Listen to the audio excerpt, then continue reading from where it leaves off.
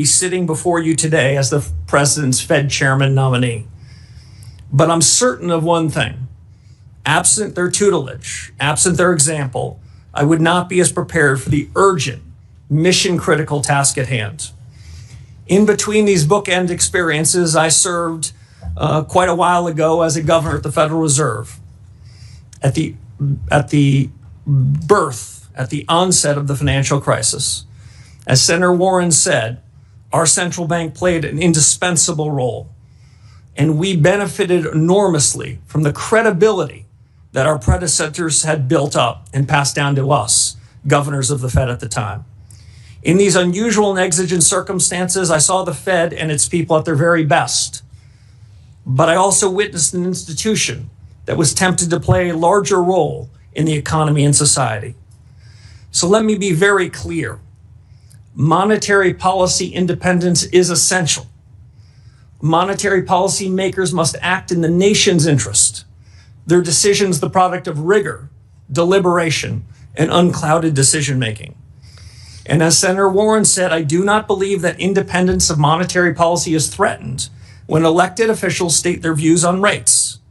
Fed independence is up to the Fed. That has three implications. First, Congress is tasked with the mission to ensure price stability. Inflation is the Fed's choice. Second, Fed independence is at its peak in the conduct of monetary policy. And third, as the chairman said, the Fed must stay in its lane. I'm committed to ensuring that the conduct of monetary policy remains strictly independent, equally committed to work with the administration and Congress on non-monetary matters that are part of the Fed's remit, and I commit myself to accountability. Finally, I'll just say this, Mr. Chairman. Milton Friedman had a phrase that always stayed with me. He always worried about government officials that lured and hung around with what he called the tyranny of the status quo. Status quo practices and policies are especially harmful when the world is changing this fast.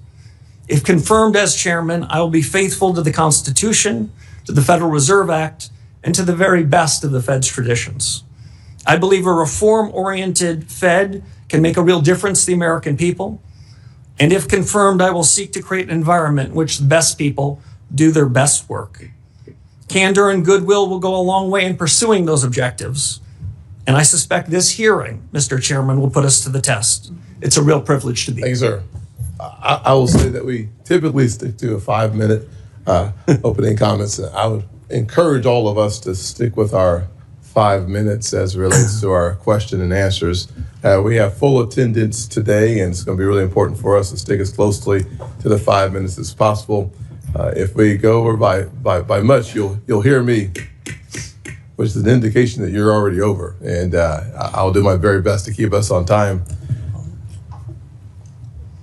Kevin, there are so many questions to talk to you about, to ask you about, to be honest with you. And I just want to name a couple of them, and we'll look forward to hearing more on these topics. I will not have enough time to delve into some of the most important issues facing our country. I'll take two of those issues and focus my time. I'm sure my colleagues on either side will have a conversation with you and ask questions about AI. The AI future is going to have massive impact on where we go as a nation. It's got a massive impact on your dual mandate as it relates to full employment. Our production may go up while our employment stays flat. So this is a really important question that at some point we should delve into. I also think that someone should spend some time talking about our balance sheet. We have nearly a $7 trillion balance sheet at the Federal Reserve. Too much attention has been paid to your balance sheet and not enough attention has been paid to the nation's balance sheet. And I think it's really important for us to dig into that issue as well. Digital assets, the future of finance in the world seems to have a major component of it being digital assets. The market structure legislation, we don't want your comment on, but the important role of the blockchain in the future is another really important part of the future of our economy. I will spend some time talking about affordability and the importance of the independence of the Fed. One of the things I've appreciated about your previous comments is the importance that you have placed on the dual mandate, stable prices, which typically comes through the form of interest rate changes, as well as promoting maximum employment. I think those two will become more challenging in the current environment. One, obviously, the second one being the AI and the future of full employment. You've criticized the Federal Reserve for getting too big, mismanaging inflation. I'm sure you know the definition of transitory, so I won't ask you, but I got a feeling you know, and some of your predecessors did not.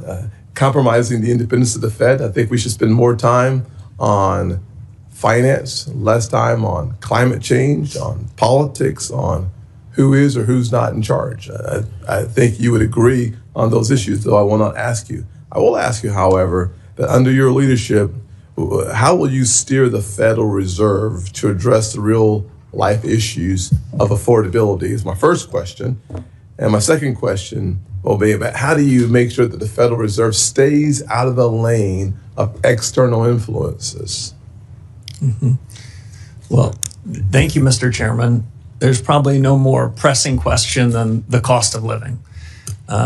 We know at the Federal Reserve that price stability was an objective that you and your colleagues gave to the Fed.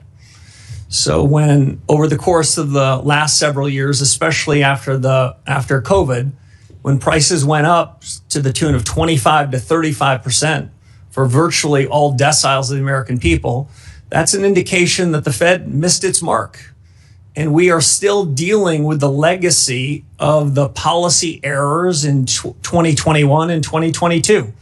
Once you let inflation take hold in the economy, it's more expensive and harder to bring it down.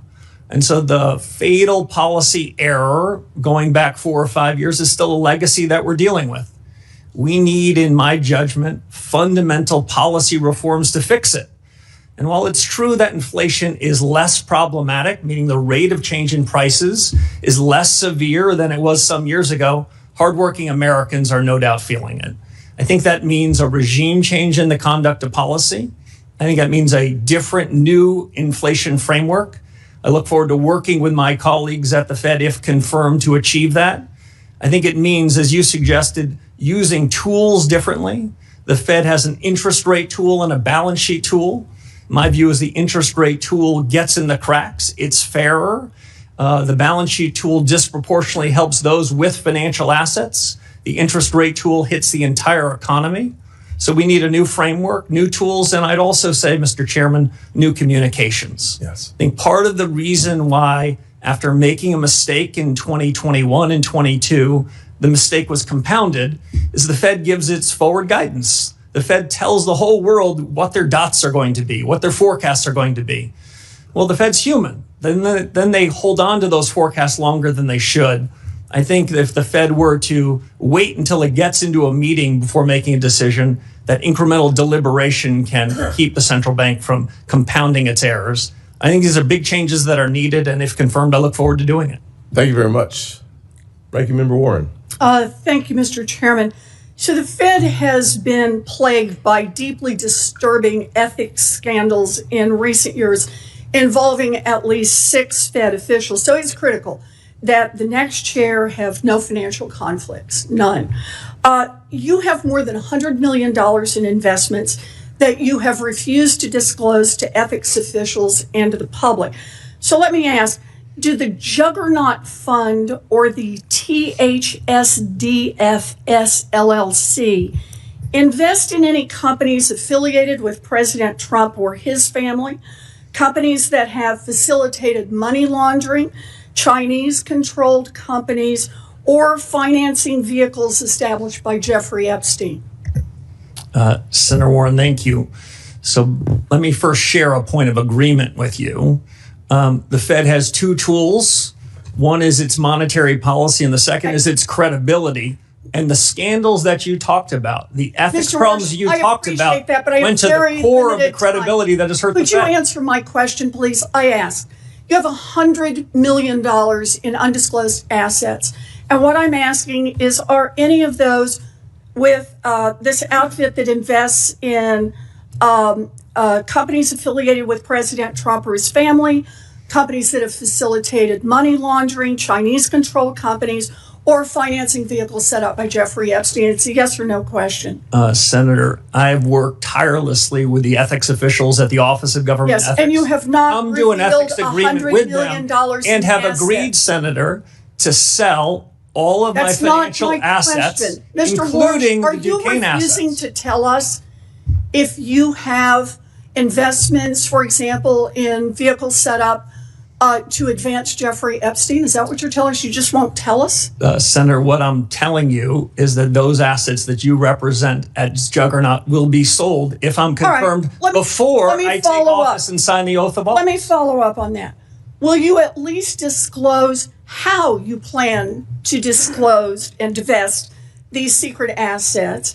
I'm sure you understand that the public might question your motives if, for example, billionaire Stanley Druckenmiller, who you honored in your opening statement, and who makes a living guessing what the Fed will do next, cuts you a massive check for $100 million as you take the oath of office to become the new Federal Reserve Chair. Senator, as you know, it sounds like your fight might not be with me, but the Office of Government Ethics. I have come to full agreement with them and have agreed to divest all of those assets. I'm asking especially you a very those that you straightforward referenced question, before I Mr. take the Warsh, oath of office. and that is, will you disclose how you divest those assets, or will you just collect a check for $100 million from someone whose whole business is betting on what the Fed will do? As I said to the ethics officials at the Federal Reserve and the Office of Government Ethics, I'll take that as a no as well. I would be redeeming my assets Donald before Trump I take has office. made clear that he does not want an independent Fed. In fact, he has said, and I quote, "Anybody that disagrees with me will never be Fed chairman." And he's made clear that you are his sock puppet, saying last week that interest rates will drop, quote, "when Kevin gets in." Yeah, I think they do. Not when economic conditions change, we'll get lower rates. Not when the economy needs it. Nope. He said, when my guy, Kevin Warsh, is in there, we'll get the interest rates that I, Donald Trump, wants. So independence takes courage. Let's check out your independence and your courage. We'll start easy. Mr. Warsh, did Donald Trump lose the 2020 election? We try to keep politics, if I'm confirmed, out of the Federal I'm just Reserve. asking you a factual question. I need to know, I need to measure your independence and your courage. Senator, I believe that this body certified that election many years ago. That's not the question I'm asking. I'm asking, did Donald Trump lose in 2020?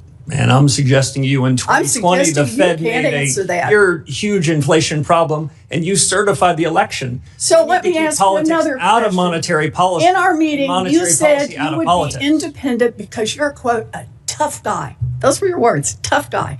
And you will be able to stand up to President Trump. So let's try it again. Name one aspect of President Trump's economic agenda with which you disagree. Well, Senator, the Federal Reserve in recent years has wandered outside of its remit, wandered into other areas. I'm asking for something That's you not something disagree I'm prepared with Donald to do. Trump on. If I'm confirmed, the Federal Reserve should stay in its lane. Just one little place where you disagree with Donald Trump. Well, I do have a disagreement, actually, Senator, with the president. I think even this morning, he said that he thought I was out of central casting. I think central casting, I'd look older, grayer, and maybe show up here with a cigar of sorts. Quite adorable. But, you know, we need a Fed chair who is independent. That's the only way we preserve the independence of the Federal Reserve. If you can't answer these questions, you don't have the courage and you don't have the independence. I agree with you on independence, Senator. Senator Rounds. Thank you. Thank you, Mr. Chairman. Mr. Warsh, first of all, welcome. And I appreciated the opportunity to visit with you personally within the office. I agree with you, and I think Fed independence is critical. And I think that's an item that you and I agree on wholeheartedly. I want to take an opportunity just to kind of perhaps give you an opportunity to respond. I know that the ranking member had a number of items that she expressed concerns with. I'd like to give you an opportunity to just kind of work this way through. And let me just ask you a few questions, and I'll allow you to take the time to fully answer the questions. As I understand, Mr. Warsh, you worked with the career ethics professionals at the Office of Government Ethics and at the Fed to come to an agreement in terms of your dissolution of some of the assets that you as a businessman have. Is that correct? Yes, Senator, that is correct. I worked with the Fed ethics officials first, answered all of their questions, then with the career professionals, the Office of Government Ethics, answered all of their questions, and then they wrote up an ethics agreement, which is part of the public record. But because I agree with Senator Warren on the ethical questions that have been raised over the last several years by several people that were members of the FOMC, so that there's no question about my independence, no question about the clarity of my financial record, I agreed to divest virtually all of my financial assets, the large majority of which will be divested before I raise my right hand and am sworn into office if confirmed by this body. So I've gone above and beyond, not for any other special reason other than the Fed needs to reestablish its credibility because the conduct of policy depends on it. So let me just, for the record, the agreement which you have signed clearly states that you have agreed to divest your assets that are in question within 90 days of confirmation if you have not already divested them. That is correct. Yes, Senator. And in fact, the large majority of those assets will be divested before I am sworn into office if confirmed. Thank you. The career ethics professionals were the ones that basically had sent your signed paperwork to this committee's chief clerk. I really question whether or not they would have done that if they did not come to the ethics agreement with you in the first place, correct? Yes, I presume that's right. We had a very good working relationship, and I'm happy to be sitting after the divestiture and cash or T-bills or whatever is the permitted asset so we can get back to the business of fixing the Fed, reforming an institution that has lost its way a bit, that has missed the mark. As Chairman Scott said at the outset, this inflation risk is still something that's being talked about around kitchen tables and boardrooms. My preferred definition of stable prices is a little different than most academics. I believe that price stability should be a change in prices such that no one's talking about it. That's an old-fashioned definition, but I think it's still valid. And the sooner that we can reform the institution with my colleagues, if confirmed, the sooner we can ensure price stability, and we can have a new set of leaders atop the institution with high, credible, ethical standards to return the Fed to what it should be. The independence that both Chairman Scott and Senator Warren mentioned, critically important, but independence has to be earned. And it's earned by delivering on the promises, the commitments that the Fed has made. And as the Fed hasn't delivered on those promises, we shouldn't be surprised that we hear politics that are entering the room at the Fed. And you get the politics out of it so the Fed can focus on its day job, deliver on full employment and stable prices. It's true that people want to see stability within the Fed, but is it okay for a Fed governor or a chairman to change their mind on a particular policy? It's more than okay, it's essential. Economics is not physics, it's not math. Frankly, most of us that ended up in the economics business, we started like I did as a math major. It was too hard. So we ended up in economics. In economics, what we need to do is focus to the left of the decimal point, not to the right of the decimal point. We need to focus on the big things. And if mistakes are made, central bankers, economic policymakers need to correct them fast. The real mistakes, the mistakes that cause inflation to be persistent, to undermine hardworking American standard of living, and when those mistakes go on. Thank you. Thank you, Mr. Chairman. Yes, sir. Senator Reid. Mr. Chairman, before we start the next question, I ask that we have entered into the record the U.S. Office of Government Ethics certification, which requires that all nominees disclose all of their assets and showing that Mr. Warsh is out of compliance and that he has not met the ethics requirements. Without objection, I will note, however, that what has been clearly articulated is that he will, according to his agreement with OGE, do what many others have done as well within 90 days, be not only in compliance, but to have divested himself from any assets that are in question. Mr. Chairman, can I ask? I don't think we've had other nominees who are out of compliance and not disclosing at the time they come before the hearing. Not on this committee, that's correct. Not in this committee. Before we, here's what we're not going to do. Fair enough. We're not going to have two chairmen, for sure. Just asking. Number one. Number two, what we're also not going to do is debate what we're putting into the record. And finally, what we are going to do is have a conversation about America's economy. And frankly, we all deserve the opportunity to ask our questions. We don't get to figure out the answers, but we do get to ask our questions. And I hope that we are able to continue in that direction. As long as we are, we're going to have a very good hearing. And if we're not, then I will find a way to help us expedite getting back on track. Senator Reid. Thank you very much, Mr. Chairman, Mr. Warsh. Until you dispose of all the assets you've identified to the Office of Government Ethics, you will not be in compliance. Is that correct? That's not my understanding. Excuse me, sir. My understanding is that a signed ethics agreement provides duties and responsibilities on me and duties and responsibilities on the government. And that's what the nature of the ethics agreement is. You have an agreement that within 90 days you will dispose of all your assets. All your assets. Is that correct? Senator, I have an agreement within 90 days so that there is no appearance of anything inappropriate, that I would divest all of my assets, the majority of which before sworn in. What I've disclosed, Senator, is all the information that is mine to disclose. I've shared all information about assets that I control and that I can share, which I did much to the satisfaction of the Government Ethics Office. Excuse me. What you've said is that you will take the oath, if confirmed as chairman, with assets that have already been identified as presenting potential conflicts of interest. Will you agree to not take the oath until you have fully disposed of all the assets that you've been identified? Senator, I'll agree to take the oath pursuant to the terms of the ethics agreement that I struck with the Office of Government Ethics. I don't think anyone could do more than that other than me. I've agreed to divest even more assets so that I will have virtually no financial assets. The divestiture is totally up to you. You can select what assets you're disposing of, what assets you keep. Is that correct? And then still be sworn in as chairman. The divestiture is up to the agreement that I struck with the Office of Government Ethics. Who makes the decision as to what assets are divested, you or the Office of Government Ethics? Both of us. That's why it's an agreement.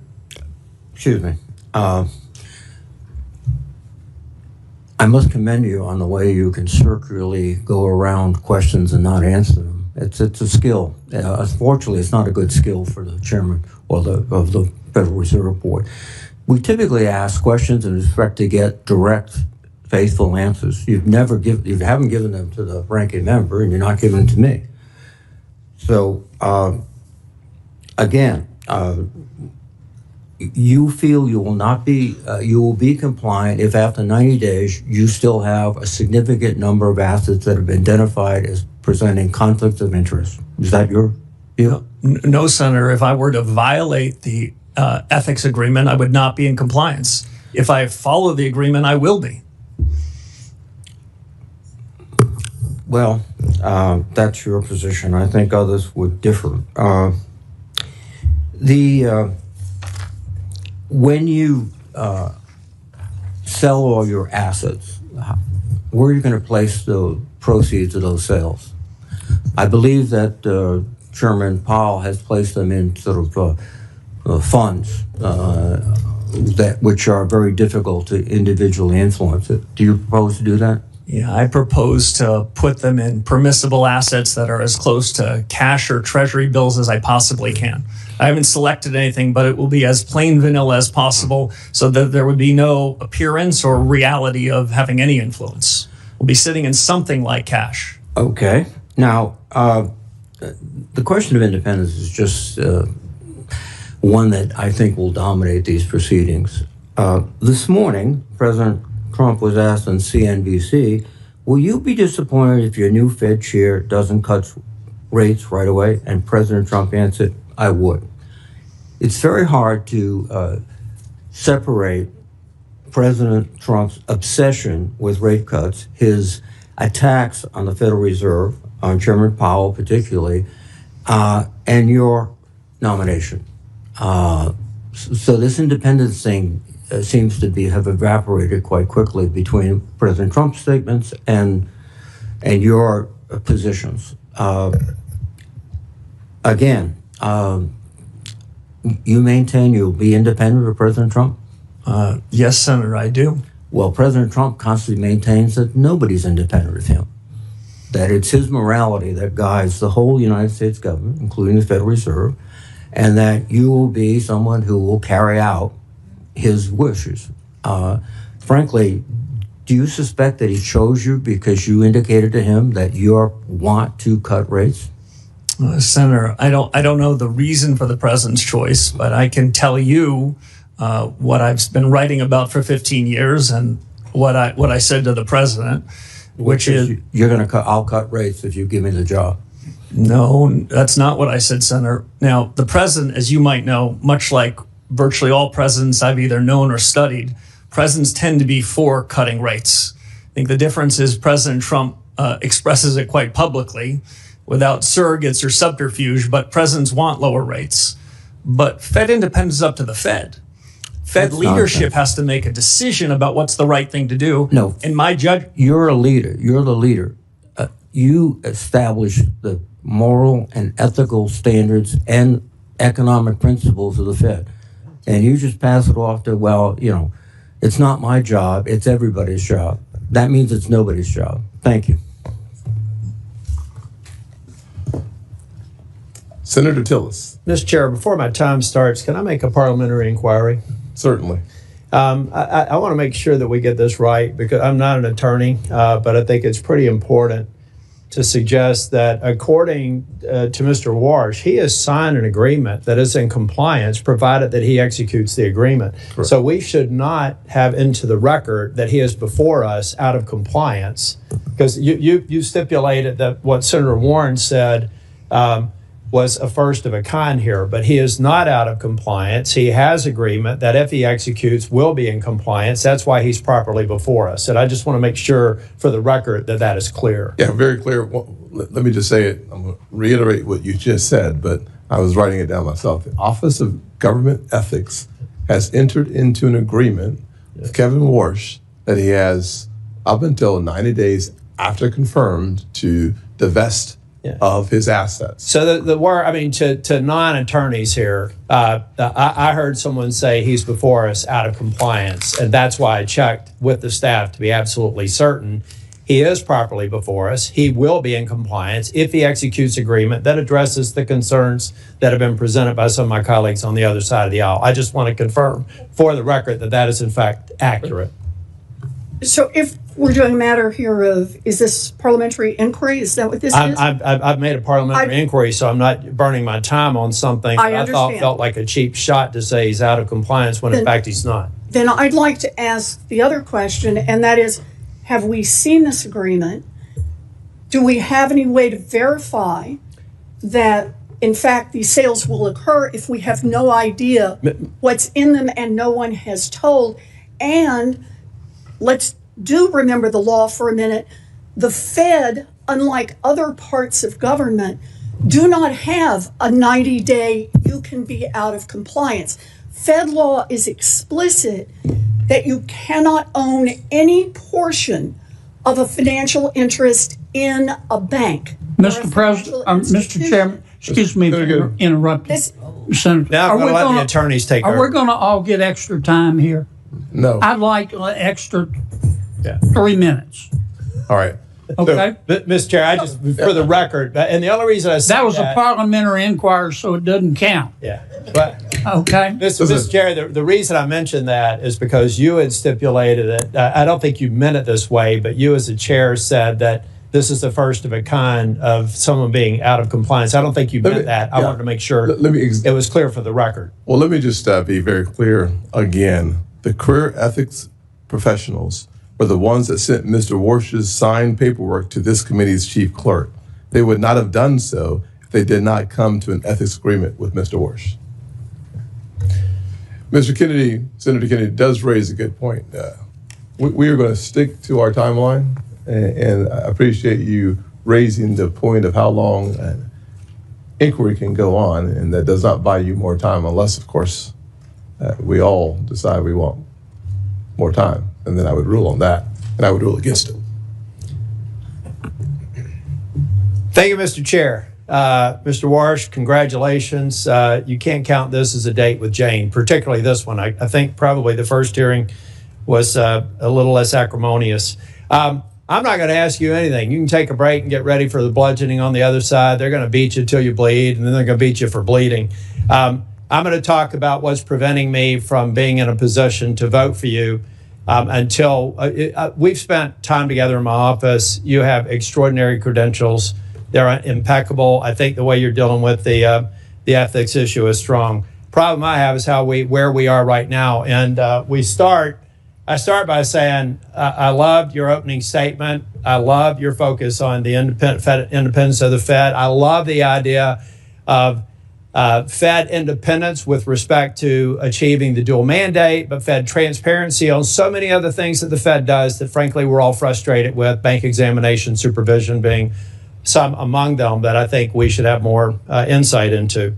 Mr. Chair, I'd like to submit for the record 2 executive orders under President Trump, and one in 2020 and one in 2025, talking about making federal architecture beautiful again and focusing on trying to preserve the integrity of old buildings. Without objection.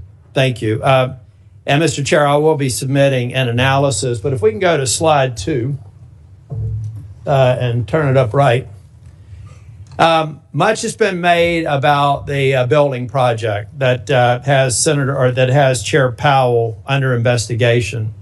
I'm not going to get into the details except to say that I used to work for a firm that did audit and compliance. So I'm naturally wired to go back from the ground up and figure out what the deal is. Here's what I know. The Martin building has been conflated into this project to make it a $4 billion building. Even if you put the Martin building in, it's a $3 billion building.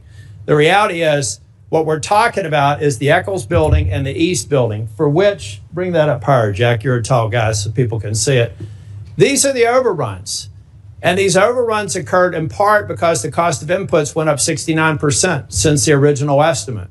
Asbestos was identified. Remediation was required. Pylons had to be built underneath the building because it turns out they used it as a landfill and they had a water table issue. There were a variety of reasons why this building went over budget. And as a matter of fact, if we put everybody in prison in federal government that had a budget go over, we'd have to reserve an area roughly the size of Texas for a penal colony because of the way government projects work. And the reality is the overage of inflation adjusted was about $730 million, the majority of which seems to be legitimate. Next slide. Not acceptable, unfortunate, but legitimate. Now, what I've really got a problem with, and we're talking about Fed independence. By the way, I think you're going to be independent. You have to be. You got to convince 11 other people to vote with you, at least the majority. It's a consensus organization. You try to get the majority to. Most of these votes are 11-1. So if anybody thinks the president can appoint somebody and you unilaterally can control things, you're going to be an unsuccessful chair if history is any guide, and you've served under some of the best. So I know you're going to do it right. The problem that I have here is that we had some U.S. attorney with a dream, or assistant U.S. attorney, thinking it would be cute to bring Chair Powell under an investigation just a few months before the position was going to be open. This happened this year. Normal course and speed. Here's how it works at the Fed. May the 15th, the term would have expired. We'd be having this hearing. You'd be getting confirmed. Custom also suggests that the sitting chair, even though he has 2 years left on his term, would have exited. But instead, we have somebody who thinks a building project that went over by about $700 million with a lot of what seemed to be justifications for it are holding up this whole process. It sounds like to me somebody over in the DOJ didn't even check with the boss. The boss said on the same night that I said I can't go forward until this bogus investigation is done with, said he didn't know anything about it. So we've got people in DOJ over in the DC circuit or the DC district doing these investigations. We have got to end this investigation. Big DOJ didn't know about it. The president didn't know about it. Let's get rid of this investigation so I can support your confirmation. Mr. Warsh, the only thing I've found the least bit odd about you is you've never watched an episode of Seinfeld. You've spent so much time at being a rock-solid economist that you're not even taking time away for a little laugh like that. I look forward to supporting your nomination, and I look forward to this investigation being taken down. If the chair wants to have all of our subcommittees start looking at capital expenditure projects for the agencies that we're overseeing, I think that's a great idea. And I'd like to be on a committee specifically drilling down on this analysis. If somebody can prove me wrong, I'd be happy to make a criminal referral. But I don't have the DC circuit tell me a crime was committed when 7 members on this committee said it wasn't, including the chair. Thank you, Mr. Chair. You're welcome. Only one question. What is Seinfeld? Senator Van Hollen. Mr. Chairman, thank you. Mr. Warsh, good to see you. Reviewing your record, I am concerned that your position on interest rates seems to shift with what's politically convenient rather than based on sound economic judgment. In the aftermath of the 2008 financial crisis, the worst recession since the Great Depression, with some of the worst unemployment in our lifetimes, you were a hawkish voice, expressing concern that the Fed might wait too long to raise rates. I think you got it wrong then, but now you seem to have swung 180 degrees in the opposite direction to embrace lower rates, a view that conveniently aligns with the president who nominated you. You've made this pivot even as today prices are too high. I think we all know that. Our economy works for families when prices are affordable and unemployment is low. That's why price stability is an important part of the Fed's mandate, right? Senator, yes. And the Fed uses its monetary policy tools for price stability and full employment. That's the job Congress gave to the Fed. Here's how Ben Bernanke described how the Fed uses those tools. He said, and I'm quoting, "Generally, if economic weakness is the primary concern, the Fed acts to reduce interest rates, which supports the economy. If the economy is overheating, the Fed can raise interest rates to constrain inflationary pressures," end of quote. So that's a textbook model of the Fed. Cutting rates supports the economy, but can lead to higher inflation, while raising rates helps to fight inflation, but can limit growth. Do you agree with Chairman Bernanke that that's generally how the Fed can use monetary policy to affect the economy? Senator, I do agree generally with that proposition, but I'll note at a moment like this, the supply side of the economy is changing dramatically. So the core of what Chairman Bernanke said is a question about what's the economy's potential. As I said in my opening remarks, I think the economy's potential is growing quite quickly. And that makes the decision that you tee up to be a difficult one, and one that the Fed's going to have to dig deep in evaluating what's the right policy choice in the upcoming meetings. Well, I want to push you a little bit on that in a moment, but right now the Fed has set its main interest rate at 3.5 to 3.7%. Last December, President Trump told the Wall Street Journal he wanted to cut rates to 1% and maybe lower than that by the end of this year. So just to better understand how you think about economics, in the economic model Bernanke laid out, let's say there's an economy with decent growth and no recession. If the central bank were to cut rates from 3.5 to 1% or lower, a massive cut, that would typically push prices up, right? Senator, unlike many of my colleagues, past and present, I don't believe in forward guidance. I don't believe that I should be previewing for you what a future decision might be. I think it's essential that the Fed make decisions in the room. Mr. Warsh, I'm not asking you what decision you would make. Obviously, that's going to be up to you. I'm asking you for the framework in which you think about these things. And it seems a pretty straightforward question. about what would happen if we reduced interest rates by the end of this year to 1% or less. And under the Bernanke model, and I think almost every economist or most economists would say that that will drive up prices. And so that's what I'm asking you. Would you agree that that would likely drive up prices? So, Senator, the Fed has two important monetary policy tools. One is interest rates, and the other is a balance sheet that we created in the 2008 financial crisis. Those tools should be working in concert, not at cross purposes. So it's hard for me to isolate one variable when we'd have to have a discussion on the other. All right. But generally, sorry. Well, let me just say this was a pretty clear question about the framework in which these decisions are made. I have heard you talk about how AI may change that calculation. Yes. I will just say, and I think you know this, I mean, I have this, the Financial Times pointed out the economists reject Kevin Warsh's claim that the AI boom will enable rate cuts. And I find it just implausible to suggest that by the end of this year, AI would produce such increases in productivity that it could reduce in a rate cut to below 1%. And you can't tell me that that would very likely increase prices. So, Senator, can I say two things? First, Senator, sorry. Quickly. Sorry. Monetary Policy Center works with long and variable lags. Quite famously, if the Fed were to make a decision today about the conduct of policy, it's likely to find its way to the real economy 6, 9, or 12 months later. So it's difficult to judge policy today for an immediate result. And that would be my only concern about the framing of your question. Thank you, Mr. Chairman. In closing, this is what concerns me, is that your views now have sort of flipped to conform with where the President of the United States is. And that's been a concern many of us have. Thank you, Mr. Chairman. Senator Kennedy? I want extra time, Mr. Chairman.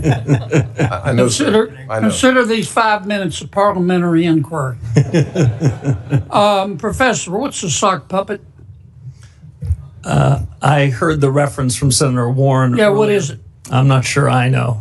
I think it's that thing you stick your hand in. Yeah, kind of like this. Yes. What's a human sock puppet? Isn't a human sock puppet somebody who'll do what somebody else tells them to do? I think that's what the senator was trying to suggest. I think that was the innuendo. Are you going to be the president's human sock puppet? Senator, absolutely not. Are you going to be anybody's human sock puppet?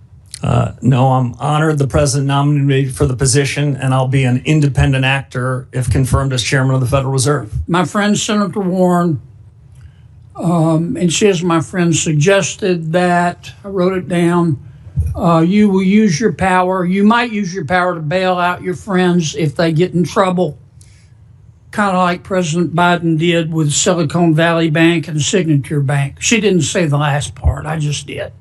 Are you going to do that? No, Senator. Okay. The ethics folks, they've cleared you, but they've said you got to sell some assets. Is that right? Yes, sir. Okay. And these assets that you have, you can't just hold a yard sale, can you? No, not for most of them. Okay, so it takes a reasonable period of time, right? Yes, sir. And you've promised to sell them, right? I did. And if you don't sell them, we'll know, and the ethics folks will know, right? Yes, I'd be in violation of the ethics agreement if I refuse to sell them. But you're going to sell them, right? Yes, Senator, I will. Okay. Can we agree that politicians have the right to offer you advice about what to do with interest rates? Senator, we can agree, and it's not something that I would shy away from. I've heard many senators from this very committee in years past express strong views on interest rates. Okay. Humble central bankers should be listening and then making their own decisions. Some politicians matter more than others. And generally speaking, presidents matter, their opinion matters more than, say, a senator. President Trump has offered his opinion about what you ought to do with interest rates. Is that right? Senator, he has not made his opinion on that a secret to anybody. Yeah.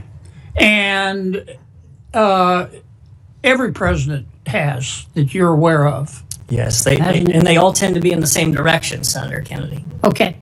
Now, the problem is, can we agree that your credibility as Fed chairman is the most important thing you have? It's the most important thing to me. It's the most important thing to the institution, and it's the most important thing to the successful conduct of policy. Okay. If the that's markets that's a yes, right? Yes, Senator. Okay. The problem is that President Trump has said he's not going to appoint anybody who wouldn't agree to lower interest rates. Have you agreed with the president that you're going to lower interest rates?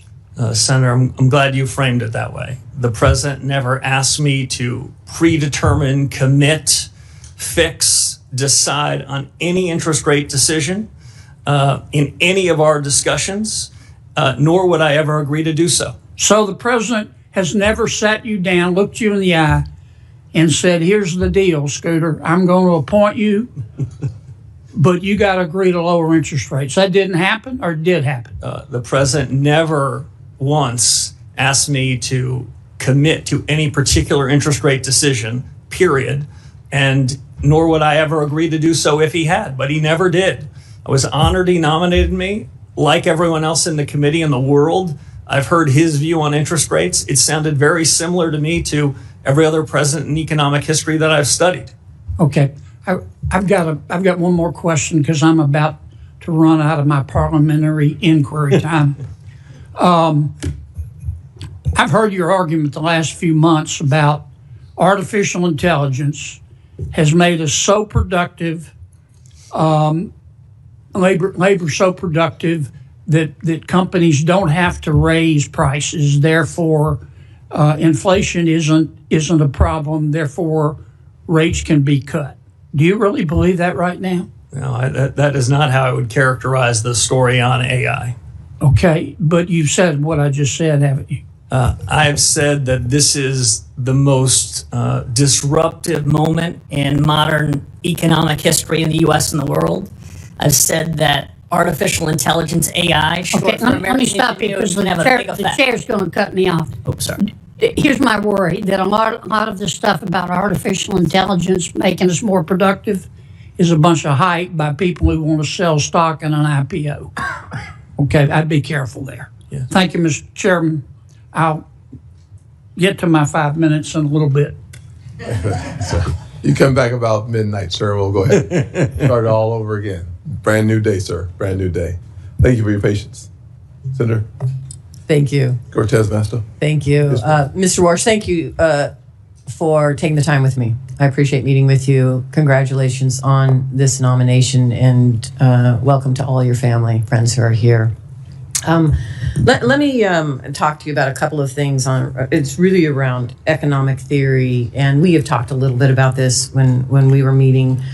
Inflation has been above the Fed's target for 5 years. Would you agree with that?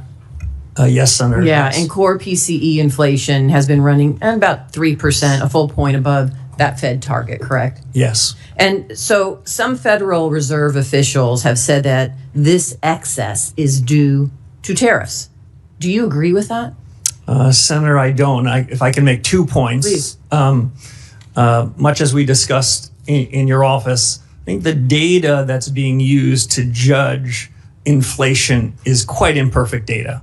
And among the projects that the economics profession, and if I'm confirmed as chairman of the Fed needs to do, is to try to use our new understanding and new data sources to see what's really the inflation rate in the economy. We used to use core PCE, core measures, so we'd exclude food and energy because it was sort of a rough swag as to what was going on. We don't have to do a rough swag anymore. What I'm most interested in is what's the underlying inflation rate, not what's the one-time change in prices because of a change in geopolitics or a change in beef, but what's the underlying generalized change in prices in the economy. And my broad sense is that these inflation risks and the inflation damage the last several years is improving somewhat. It has improved somewhat in the last year. The measures I prefer are looking at things that are called trimmed averages, where we take out all of the tail risks, all of the one-off items, and we ask ourselves whether the generalized change in prices is having second-order effects on the economy. Again, they're not where they should be, but I think that the trend is quite favorable. And these trend averages and the data that you're looking at now, it's not traditionally the norm that economists would use in this position. Is that correct? Some in the economics profession are increasingly looking to these median type measures, but among the projects I would hope to undertake as one of the first reforms at the Fed is a data project where we would go off and we would evaluate with the public sector and the private sector, including the Bureau of Labor Statistics, a survey of 1 billion prices. And what I'm really most interested, Senator, is what's the change of that 500 millionth and one price? Because that's inflation. That's a change in the generalized level. In a market economy, prices change all the time. And I don't want to be confused by that. I want to know what inflation really is. And I still think there's some work to do. And I respect, listen, I'm listening to you today and talking with you. I respect you truly believe as an economist and a theorist in this theory, in what you are talking to us today about, which is traditionally not the norm. And many are disagreeing with you on that and publicly disagreeing. And so I understand that. But I guess the position I have is I hope you're right. But at the end of the day, my concern is people are suffering right now with high costs and we need to address it. And I don't know how long it's going to take for your economic theory to gain traction or to be proven that it's going to benefit so many people in this country right now. And here's one other thing, because I don't have that much time. And this is what is also a concern of mine. So I want you to address it. Earlier, you've been on the Federal Reserve Board, and you were there during the financial crisis of 2008. You and I talked about this. I was the Attorney General then. It hit Nevada so hard. Here's what I do know, and at that time, in 2006, you attended numerous meetings where housing experts pleaded with you to stop predatory mortgages. In fact, Gail Burks, who was the CEO of Nevada's Fair Housing at that time, who I worked with, repeatedly warned Fed leadership, including you, about predatory lending practices such as flipping loans or misinforming seniors about reverse mortgages. And in 2007, you said, and I quote, subprime mortgages have gotten a bad name in this environment, and in some cases, that's not just. You also said that you don't see any immediate systemic risk issues among big banks. And you said that at that time. And then just recently, and this is what I want you to address, Senator Warren has said that you told her you had no regrets during this tenure. How can we trust that your economic theory, when you were wrong then, is going to be the accurate theory we need now to help so many families and businesses that are struggling with the policies that we're dealing with now? Senator, let me address a few things. The chairman is going to cut me off when he must. But I would say this, for many years before the global financial crisis, I warned about the very real risks of Fannie Mae and Freddie Mac blowing up, which they did.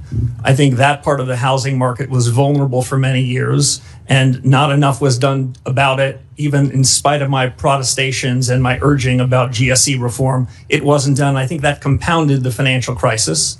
Secondly, I think subprime mortgages then, subprime assets then, were indicative of prices of almost every financial asset that were mispriced. What I suggested then and what I believe now is that subprime mortgages were just indicative of a set of prices that were incorrect, and they all repriced. Just to give one fine example before I turn to the chairman. Perhaps no examples right now. Okay, sorry. Let's go to Senator Thank you. Haggerty. I want to give you an opportunity to finish that exchange. Thank you, Mr. Chairman. And Mr. Warsh, I want to welcome you and your family. And I want the committee to know that I have known Kevin Warsh for 30 years. We first crossed paths back in 1992, shortly after Kevin graduated from Stanford. We both worked in the White House staff at that point in time. And I just want to say this, that the man testifying before us today is the same man that I got to know then. Serious, disciplined, with a true heart for public service. And I want to say this, I've said it before, Kevin Warsh is the man for the moment. His background, his experience, and his discipline are precisely what we need to bring our economy into its full potential. I'm delighted to see him here today as we both reinforce confidence here at home and do the same thing abroad. And if I think about Kevin's qualifications, think about the contrast with the nominations that we saw with the last administration.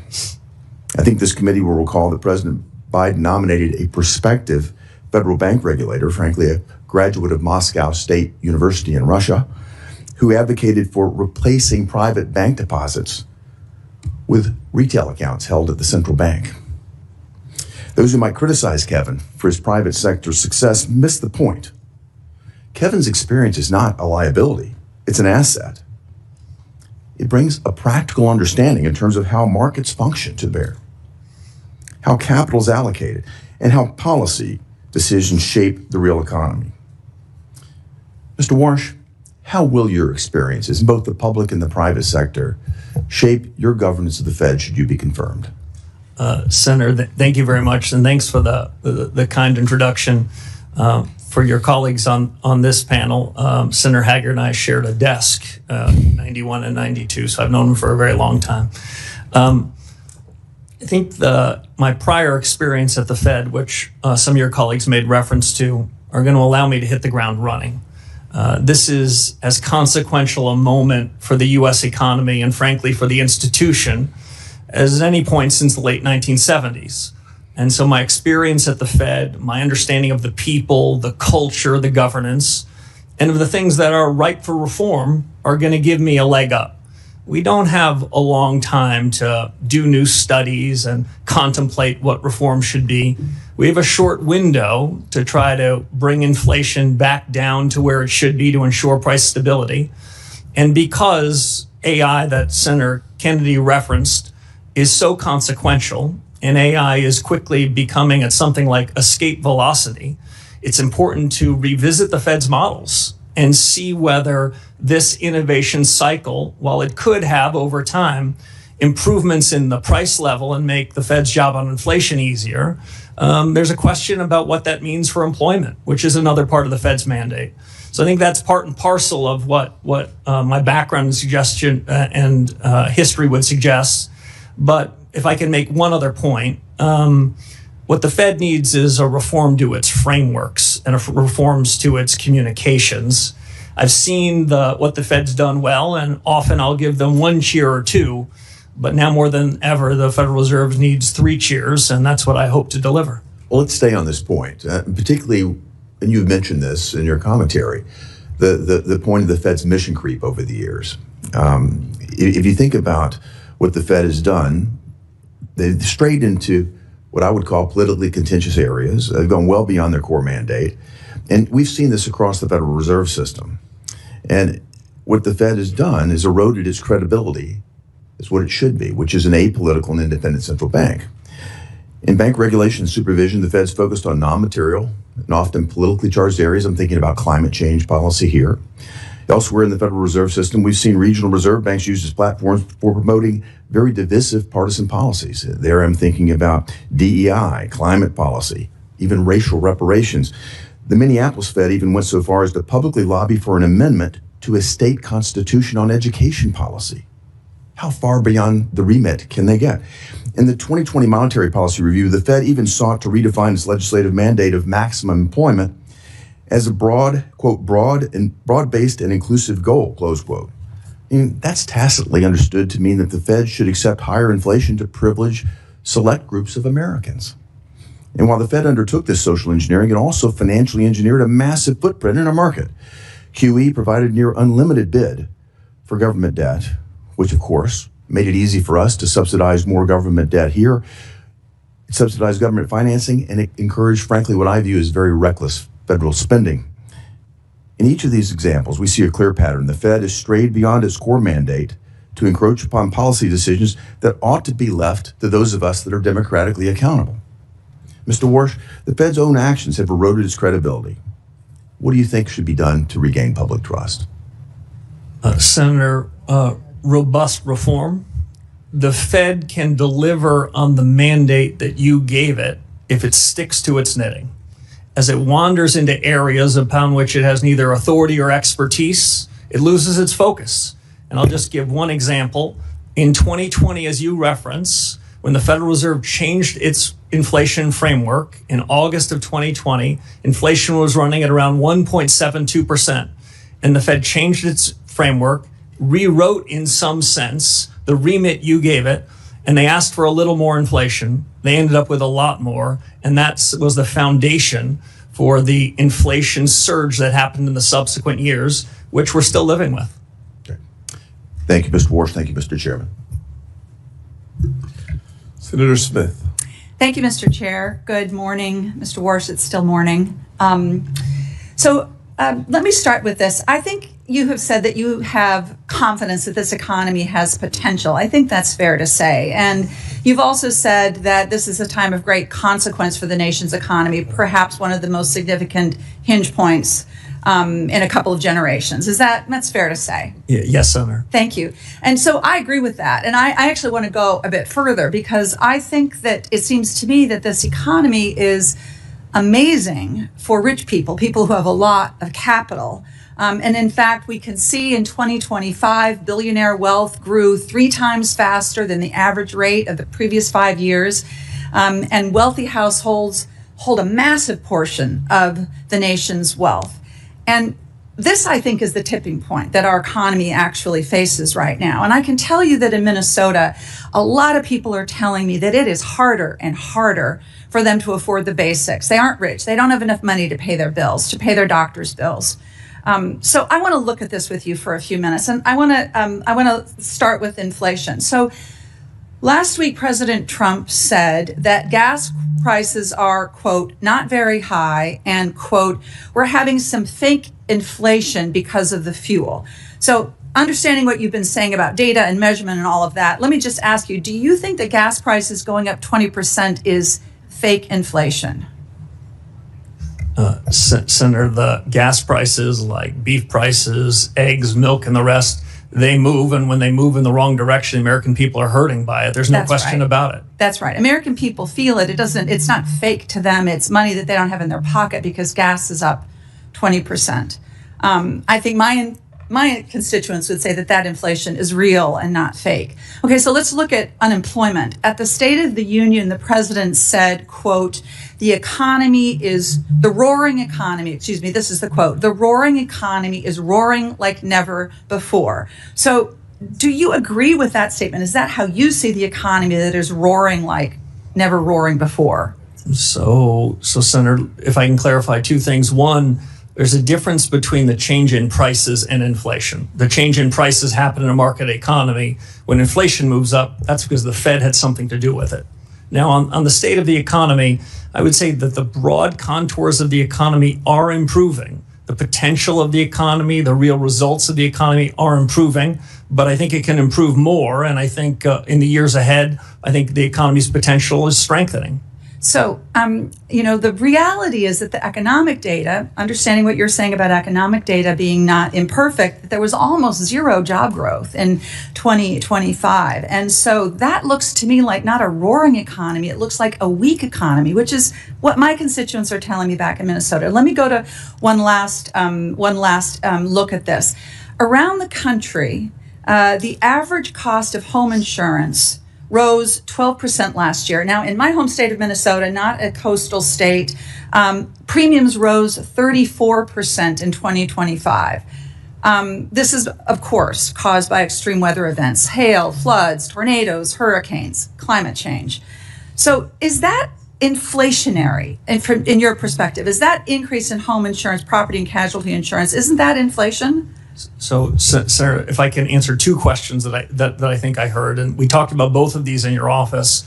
When we look at the payroll numbers every month and we ask ourselves whether it's good or bad, the job you gave to the Federal Reserve is to ensure we're at maximum sustainable employment. I think broadly speaking, the economy is running about close to full employment, though we never know what the right number is.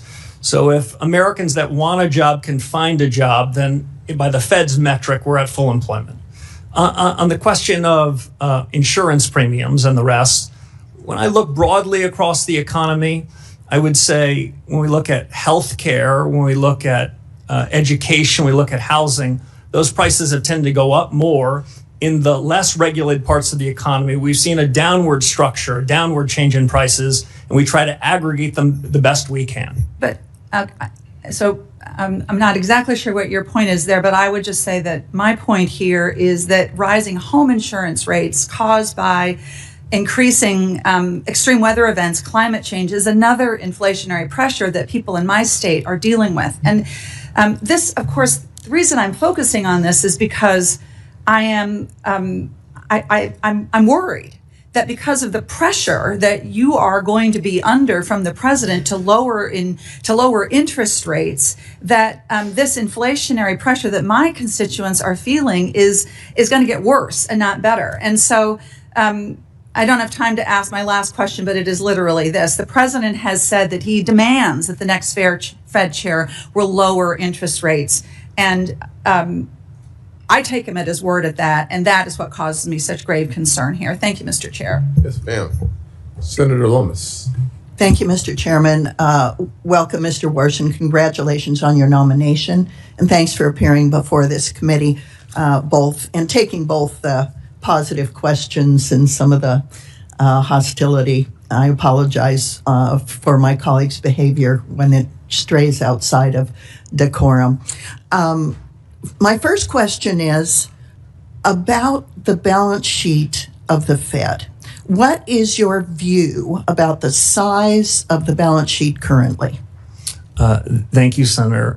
As we talked about in your office, the Fed balance sheet has played a particularly, I think, unhelpful role in helping the Fed achieve its dual mandate. The senator had just mentioned what she described as the increase for financial assets relative to real assets. Well, part of that is the Federal Reserve. The Fed is not blameless in that as it's grown the Fed's balance sheet, grown its imprimatur on the economy, those with financial assets have benefited from it. The reason why I prefer monetary policy to use interest rates as the dominant force is interest rates affect a far broader cross-section of the economy. Interest rates get in the cracks. If we were to cut rates, then broader number of people will benefit from it versus quantitative easing, which tends to move through financial assets first. Half of our fellow Americans don't own any financial assets, so they're wondering what's in it for them. Broadly speaking, Senator, on the balance sheet, I was involved in 2008 and 9 in response to the global financial crisis that Senator Warren referenced, and we used extraordinary measures and created a bigger balance sheet. But we agreed to do that only in the times of emergencies, only when interest rates were pinned to zero. The big balance sheet has become an ordinary recurring force, and I think has been quite unhelpful, and is part of the reason why the Fed is in the business of politics.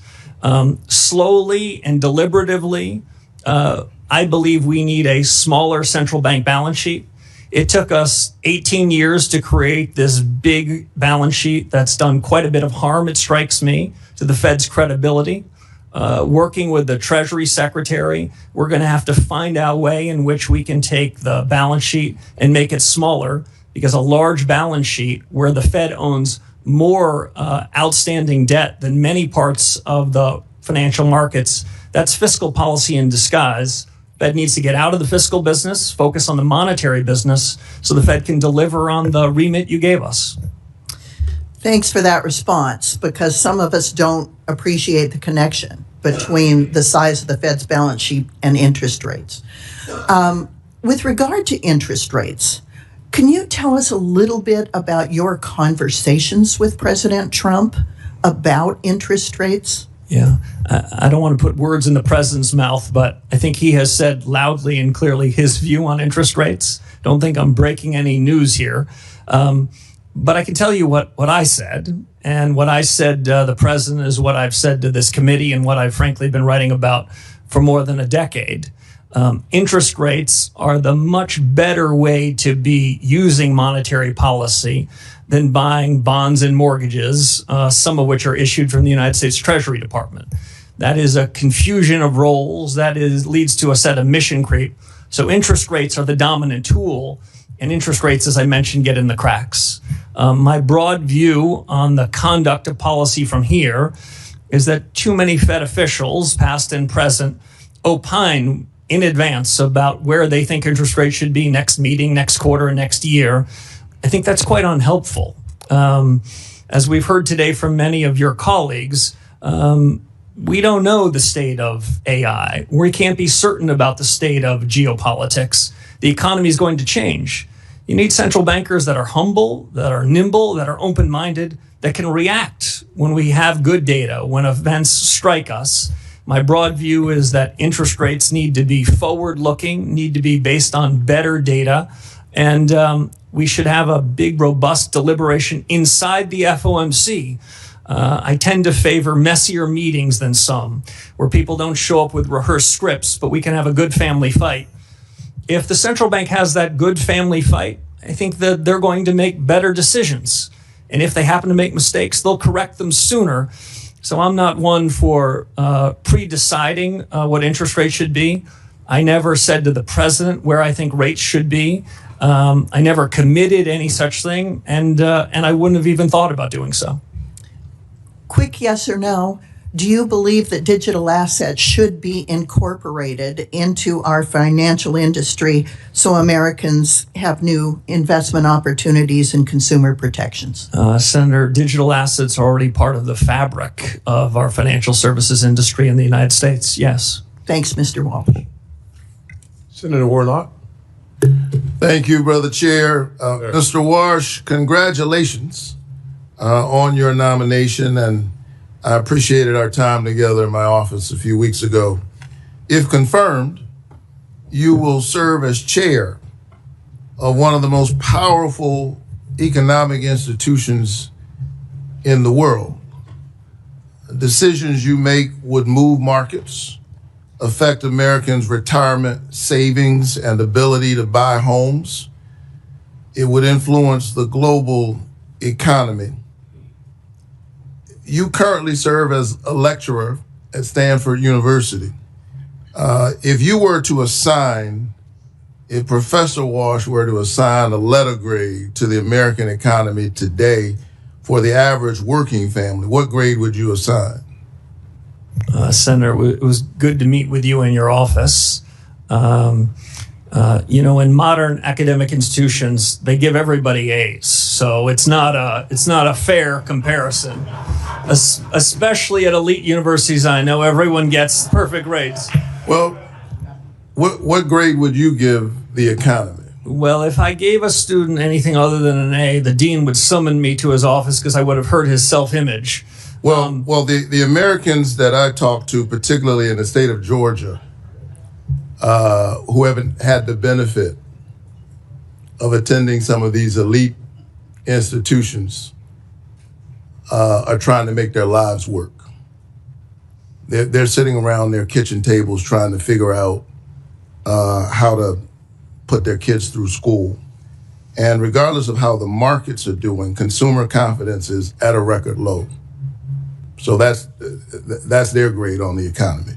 Working families are struggling, and things are getting worse. The inflation rate has remained elevated above the Fed's 2% target rate throughout President Trump's term, despite his promise to lower inflation. The president's war in Iran has spiked energy prices by 11%.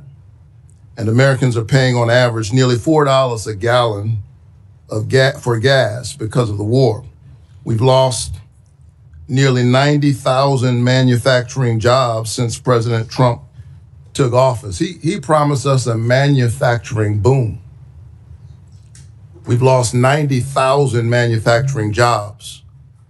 And Americans already dealing with high prices paid $1,000 more per household in 2025 as a direct result of President Trump's illegal tariffs, which he remains committed to in spite of the Supreme Court decision. He does even better than this practice of these institutions. When asked what grade he would give the economy, he said an A, and then he thought about it and said, no, actually A+++. And as I thought about his answer, I was wondering who was he talking about? Who is it an A+ for? Certainly not the ordinary working class Georgians that I'm fighting for every single day. Maybe the people closest to him, But I'm hard pressed to think that folks across the state of Georgia who are looking at their grocery bill, looking at their gas bill, looking at the $1,000 that they've had to pay would give the economy an A++. What are your thoughts? Senator, thank you. If the Fed were to execute on a series of policy reforms, then I believe the economy can be stronger. I believe inflation can be lower, and I believe real take-home pay can be higher. I think the Fed is not blameless for the divergence you described between those that have financial assets and those that don't. Had the balance sheet not been brought from the $800 billion level when I showed up at the Fed in 2006 to an order of magnitude higher, if the Fed had kept a smaller balance sheet, the way the senator I just talked about a few moments ago, I think interest rates could be lower, inflation could be better, and the economy could be stronger. Yeah, you discussed your theory of the case with me in that regard. But I think you would agree that the recognition, I think you implicit in your testimony is the recognition that this is not a A++ economy. In your economy, in your testimony, you note the importance of price stability and correctly note that inflation means people lose purchasing power, particularly harming low-income folks. But I also noticed your testimony did not really discuss the Fed's other mandate, and that's to maximize employment. Inflation is critically important, but if you don't have a job, you're in trouble. Do you view the Fed's mandate for maximizing employment as equally important to its price stability mandate? And are you concerned about weak job growth numbers? Before the nominee answers the question, the senator from the elite university, Morehouse, is out of time. So I appreciate the question, but we will have the answer submitted for the record. I know you wanted to attend Morehouse College. I'm sorry. Everybody wants to attend Morehouse, by the way, but I am a Charleston Southern Buck. I appreciate. Very happy about that. He couldn't get into Charleston Southern, but it's good you got in somewhere. This is good. If you can't get into Morehouse, go to Stanford. Everybody's got jokes up here, so we'll go to Senator Brett. Thank you, Mr. Chairman. Before I get started, I want to emphasize that transparency and accountability at the Fed are absolutely vital. The American people need to have trust in our government. We need to have trust in our government agencies, and that includes transparency and accountability at the Fed. So when we're talking about billions of dollars being spent on renovations, it's absolutely appropriate for Congress to ask questions. And it is absolutely appropriate for Congress to get answers.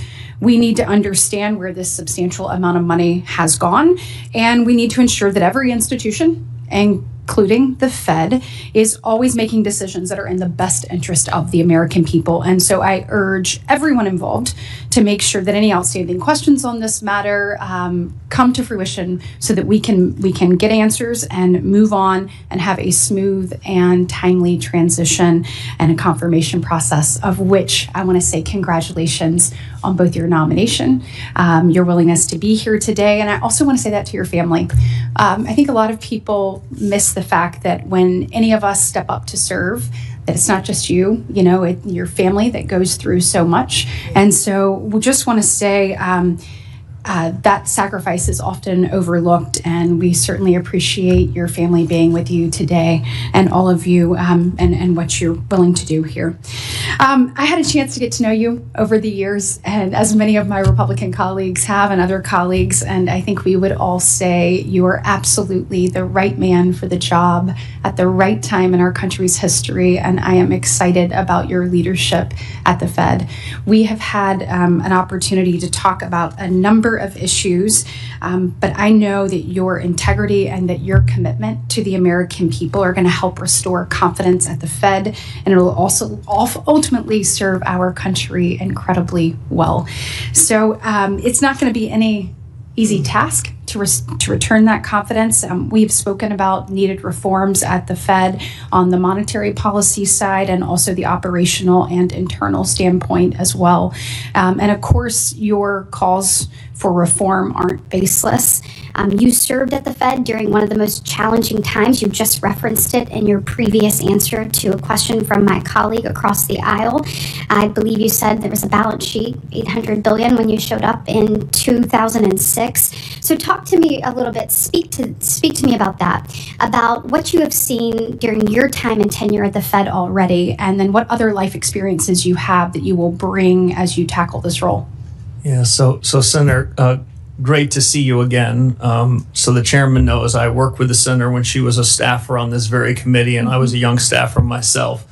So it's an honor to be here. And Senator, as you know, this is a serious responsibility. I'm honored the president nominated me for it.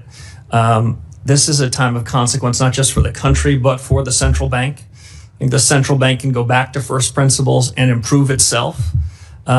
I see most of the actions of the Fed come from good intentions, but when you gave the Fed a remit, it wasn't a general roving remit to do what it thought was right. It was a particular remit to focus on particular issues and to not wander. And that's the trade-off on independence. Independence about the conduct of monetary policy, where we can hear criticisms from others in the economics profession, elected officials, and we should be open-minded to them. Listen, I think there's been a considerable amount of groupthink in the economics profession, and so being open-minded to it is important. But outside of monetary policy, it's important that the central bank work with the government on areas of overlap. And so I think that's likely to happen going forward. If you ask Senator Britt about my biggest lessons are about how a central bank should be acting in crisis times versus in normal times. In the crisis of 2008 and the pandemic of the crisis of 2020, that's when the Fed needs to take extraordinary measures. Going back to the founding of the Fed in 1913, it was created to respond to shocks. And so there, I think central bankers often should get the benefit of the doubt. When the world is racing away from it, the real economy is suffering fast, the central bank should show up with liquidity support. But the job of the central bank is to try to mitigate those risks in advance, to buy insurance so that we don't go from shock to shock, from boom to bust. And so my criticism is more about the conduct of monetary policy and regulatory policy in normal times. And that's the area that are in need of reform. We have a window where the economy is improving, but I would say more improvement is still possible. And it's during this policy that we need to look introspectively, look fundamentally at reform. So when there is another risk, there is another shock, the central bank is prepared to address it with less harm to the real economy. Thank you so much. I am out of time. I look forward to your service to our nation, and I know that we will be in great hands. Thank you. Thanks, Senator Britt. Senator Kim. Thank you, Chairman. Mr. Warsh, good to see you. I guess I just wanted to start off by talking about just the state of American families right now. Nearly 60% of people surveyed say that they're worried about affording the very basics: rent, gas, groceries, the bills.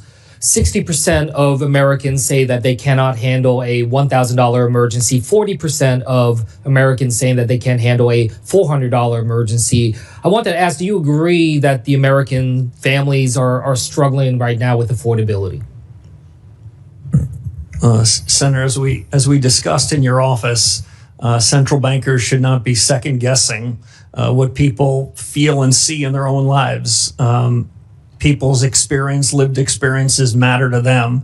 What I can say is the central bank has some responsibility for the things that you've described, and that the legacy of inflation, what I think is the biggest economic policy error in 40 or 50 years, happened just a few years ago, and we're still living with the remnants of it.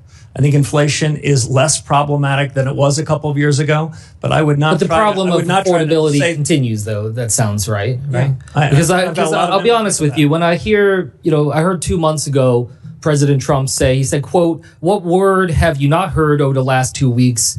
Affordability, because I've won affordability." It sounds like you would disagree with that assessment that the fight for affordability for American families is over. So I think the trend is going in the right direction. But we still have more work to do. Well, the way I would describe it, Senator, is the cumulative increase in prices starting in early 2020 till now is between 25 and 35%. So I understand what hardworking Americans say. It's still a struggle. That's a legacy of a past policy error. One thing that you talked about before is about, just the real cost that families are facing right now. And I appreciate that you were pushing back on that comment that the president had about calling the energy prices and the fuel price increases that we're having fake inflation, because right now Americans have paid more than $8.4 billion more in gas during the first month of this war.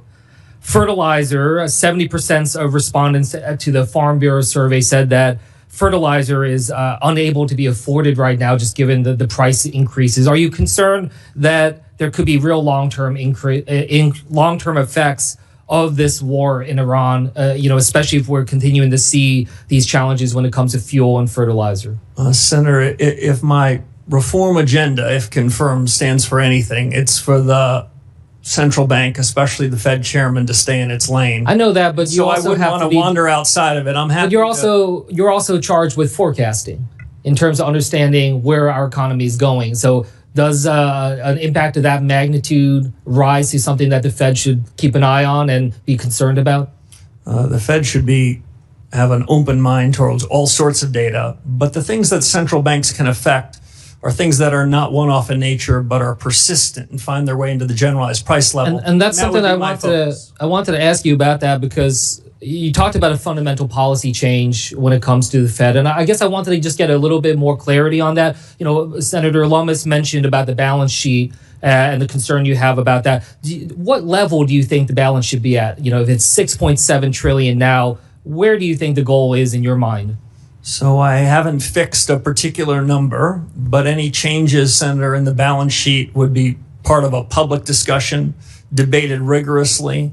And if and when the central bank comes to a judgment about a new balance sheet policy, which I hope the central bank would, it would be described well in advance. As I mentioned, it took 18 years to create this balance sheet problem, and we won't be able to fix it in 18 minutes. And so that's why I think deliberation here is important. But it suffices to say it should be smaller, and at least as important, it should not be holding long-term treasury assets as if it's the fiscal authority. That's when it gets into politics. I appreciate you saying that it's important to be able to have that public discussion. I mean, one thing that's come up as I've been engaged with different experts is concern about rapid reduction. If you are moving in that speed, it could generate a number of concerns, including upward pressure on long-term interest rates. So I guess I just wanted to check, do you share that concern? As you are thinking about how to reduce it, do you also understand, though, that there are concerns about rapid reduction in the speed with which you're trying to go down? Yes, Senator, and that kind of regime change would have to be deliberate, well orchestrated, well choreographed, and well described, so that unnecessary upset are not done to financial markets as we go to a policy regime change much more focused on interest rates. With that, I'll yield back. Thank you, sir. Senator Ricketts. Thank you, Mr. Chairman. Thank you, Mr. Warsh. It was great to see you in my office. Thanks for coming by. I want to continue to talk about inflation because it is something that is incredibly important. I think you share the view that inflation is a silent tax on American households. Is that accurate? Senator, it's accurate. It's the most regressive tax that anyone in Washington could come up with. If you were trying to do the most harm to the least well-off among us, inflation would be the way to do it. Yeah, and my colleagues on the other side of the aisle have been talking about that. And I note, at least I don't recall, that they ever talked about that during the Biden administration. Because it was during the Biden administration that we saw this record inflation, this 40-year-old high inflation. And yet my Democrat colleagues were silent about it back then. Now they want to talk about it. But of course, American households were hurting back then as well. Inflation was caused by President Biden's reckless policies and reckless spending. Let's look at ARPA, a partisan bill that was passed by the Democrats, which cost taxpayers $1.9 trillion. When ARPA was passed in March of 2021, inflation was at 2.6%. Inflation quickly accelerated. It was over 5% by May, June, and July. And by the end of the year, December, it was 7%. Does federal government spending have anything to do with inflation, Mr. Warsh? Senator, as we talked about in your office, my view of inflation is a bit different from some. I don't think inflation comes about when the economy grows too much or hardworking Americans get an increase in their wages. I think inflation comes about when the government prints too much, by which I mean the central bank, and broadly speaking, the government spends too much. And so we're spending too much money, and now we've been cleaning up their mess ever since. I will also note the Republicans have been taking efforts to reduce the deficit. I think year to date it's down about 10.6% from where it was last year. And this is why it's so important we get our spending under control. I think you also talked about the balance sheet. And one of the things about the balance sheet is that I think if I hear you're saying it's too big, and it benefits people who have financial assets.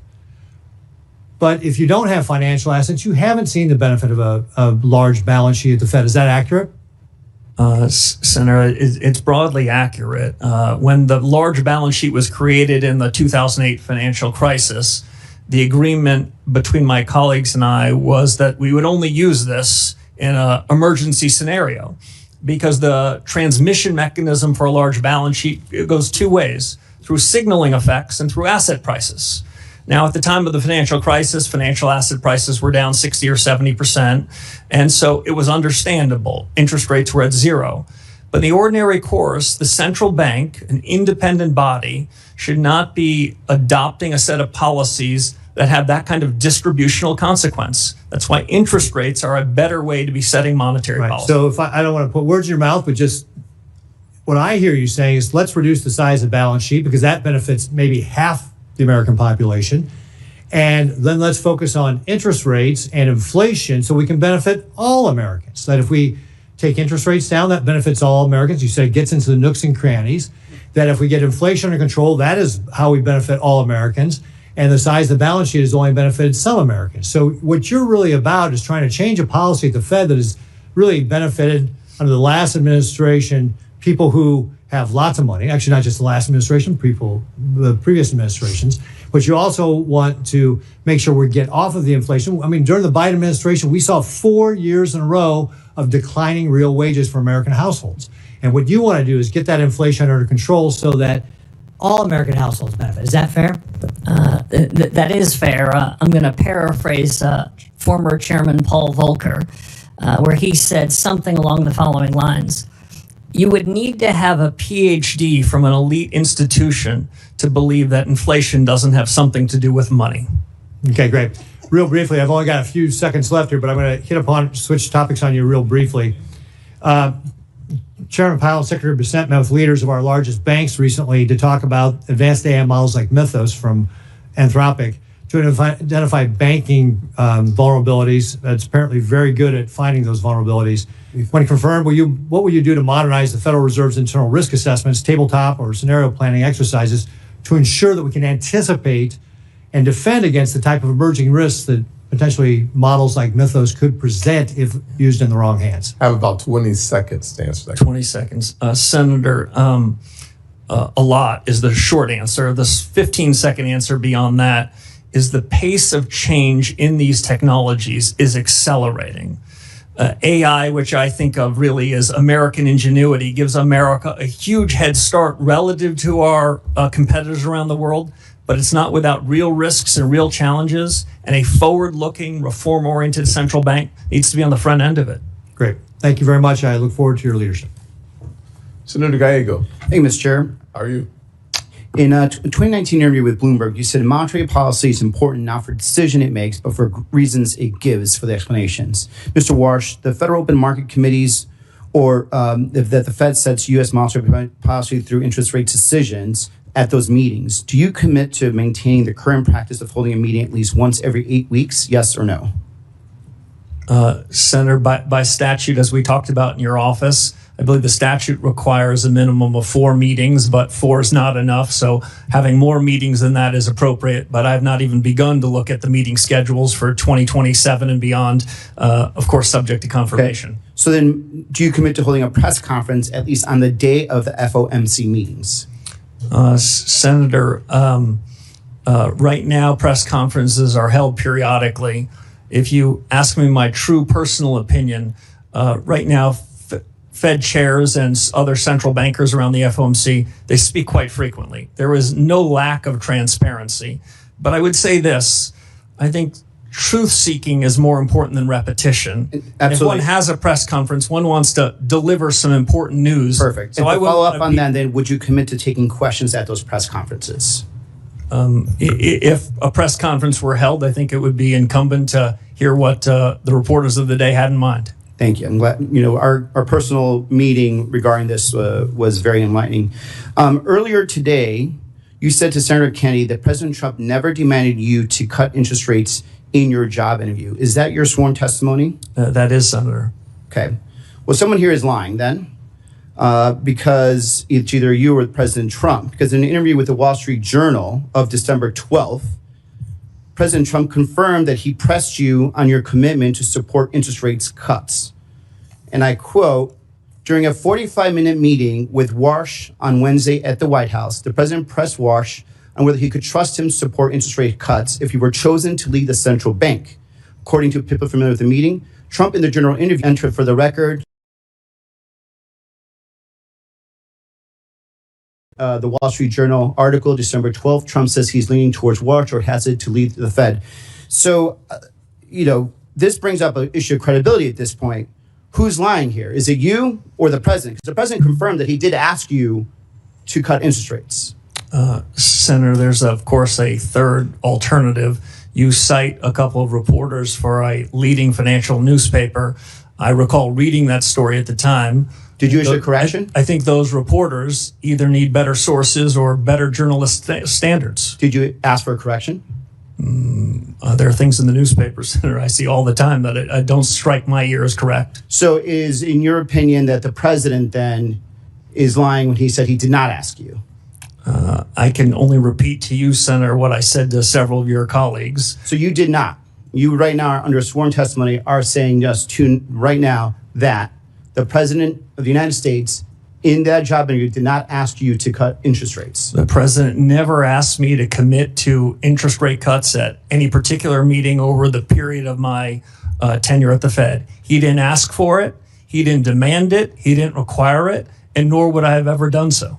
So if these reporters come back and say, do another follow-up on this and they confirm what they heard, what will your response be? Well, my response would be what I suggested to you a few moments ago. As I read that story in real time, I remember thinking they either need better journalistic standards or better sources. So, here's my problem, Mr. Chair and colleagues. And Mr. Warsh, I think you're incredibly qualified. A lot of us are actually worried about the integrity of the Federal Reserve. We're worried about what this means for the economic markets, and we're worried about what this means for inflation. We're worried about your independence, and now we're hearing direct contradictions. Whether or not you were directly asked by the president to cut interest rates, and you're saying no, and he's saying yes. And I think for a lot of us, there's a question now of credibility. And I think there's a real reason why many of us are not voting no. As a matter of fact, until you verbally spoke to Mr. Kennedy and answered his question, he did not the president did not ask you to cut interest rates. This was not even going to be brought up. So there's definitely right now a true question about who is lying here. It's either you or it's the president. I yield back. Senator, if I might respond? Certainly. Thank you. I take my responsibility to be an independent leader of the Federal Reserve very seriously, if confirmed by this body. I take the integrity of the office and my personal integrity very seriously. And I stand by every word I said. The president never asked me to commit to any such thing, nor would I ever do so. Mr. Banks. No, sir. Thank you, Mr. Chairman. Governor Warsh, congrats on your nomination. As we spoke about during our meeting in my office, I strongly support your nomination and look forward to voting for you to be the next chairman of the Federal Reserve, and it can't happen soon enough. One policy area that we strongly agree on is the threat that China poses to America's economy. In fact, you've written publicly that China is deliberately positioning its financial system to rival U.S. leadership and actively working to elevate its currency on the global stage. Can you talk for a minute about how the Federal Reserve reinforces the strength of the U.S. dollar as the world's reserve currency in the face of that challenge? Sure. Senator, it's great to see you again. We talked about some of these issues of the G2 rivalry, the rivalry between the U.S. and China in your office. If confirmed as chairman of the Federal Reserve, I will then have to say that it's the Treasury Secretary's business to talk about the dollar. It's the Fed chairman's business to talk about interest rates. But I think I can say this quite comfortably. The dollar is the linchpin of the global economy. The United States and the Federal Reserve is a beneficiary of the strength of the dollar. The U.S. financial system is the most important financial system in the world, and the central bank's been charged with really important responsibilities in overseeing it and supervising it. There are risks to the U.S. position in the world, including economic. The economic statecraft agenda led by Secretary Bessent and Secretary Rubio is an important one. On that, the Fed will play a supporting role in ensuring that the financial system is as safe as it can be, and work with them, because it's outside of the conduct of monetary policy, to ensure the U.S. is on its front foot and in a position of strength during this period of rivalry between the U.S. and another nation around the world. What are some of those? I understand the role of the Treasury Department versus the Fed, but what are the most important steps that the Fed can take to reinforce confidence in the U.S. dollar? Deliver stable prices, Senator. Deliver an economy that improves from here even further, where real take-home pay moves up, where inflation falls, and the U.S. economic growth potential is the best in the world. I mentioned earlier, Senator, something that I really do believe. AI is a testament to American ingenuity. The United States is the best positioned country in the world to take advantage of it so that the U.S. economy, U.S. workers benefit from it. That the U.S. is in a better position than anyone else, but it's filled with challenges, geopolitical challenges, technology challenges. So the sooner that we can hit the ground running on reform agenda, the better. You wrote in an op-ed in 2021 in the Wall Street Journal that I recommend everyone reads. It's one of the reasons that I wholeheartedly support you, because of it says a lot about you in this op-ed. But you talked about how the PRC is actively promoting its digital yuan currency with the explicit goal of creating an alternative payment system that sidesteps U.S. sanctions. You've been very clear that China's not playing by the rules. China is buying over 80% of Iran's sanctioned oil in Chinese currency through Chinese banks, completely outside SWIFT. The Iranian government says it is charging ships to transit the Strait of Hormuz and collects payments via crypto and Chinese currency. What tools does the Federal Reserve have to defend the dollar's role as countries route payments through the Chinese financial systems to do business with Iran and other adversaries? Yeah, Senator, thank you. As we talked about before, monetary policy is independent. But outside of monetary policy, the Federal Reserve can be working hand in hand with the rest of the government. The Federal Reserve is independent inside of government, not independent of government. What the U.S. can do with respect to the dollar is have a more robust payment system. The Fed has a number of payment systems that most financial participants in the world use. I would say they all are in need of substantial reform.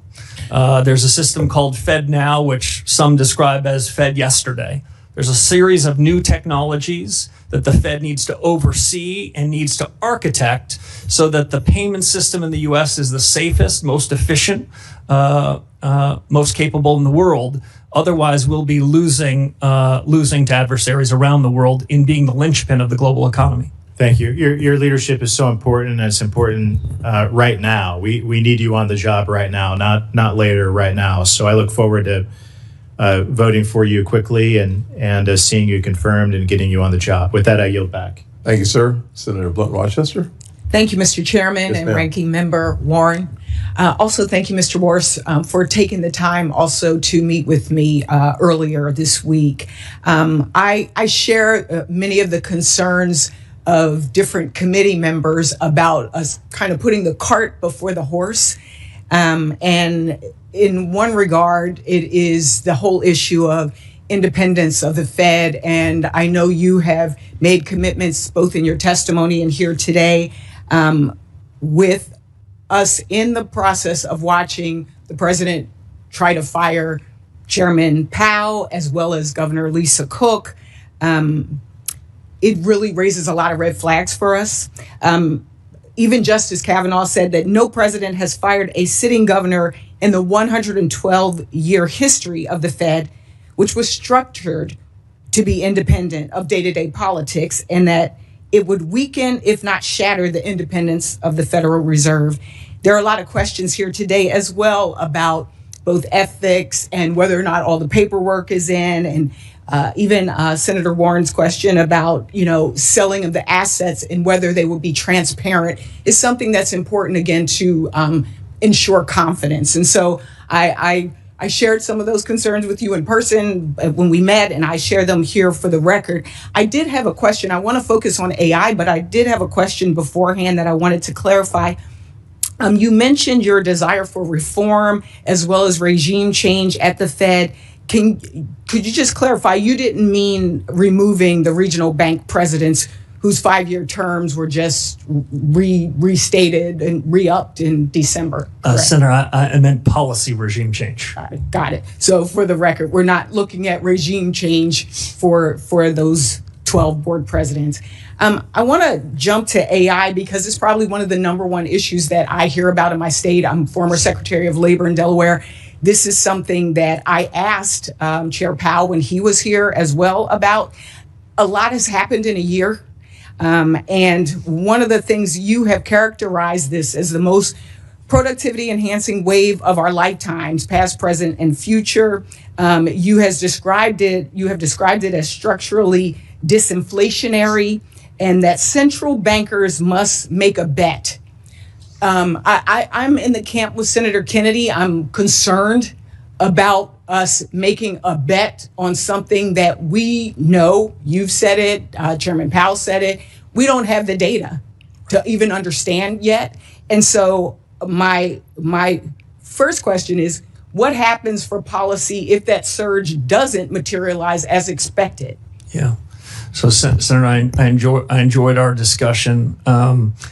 I think the essential elements of a new policy for the Federal Reserve is to get access to better data and to dig deeper into the productivity possibilities that can come out of this new investment wave.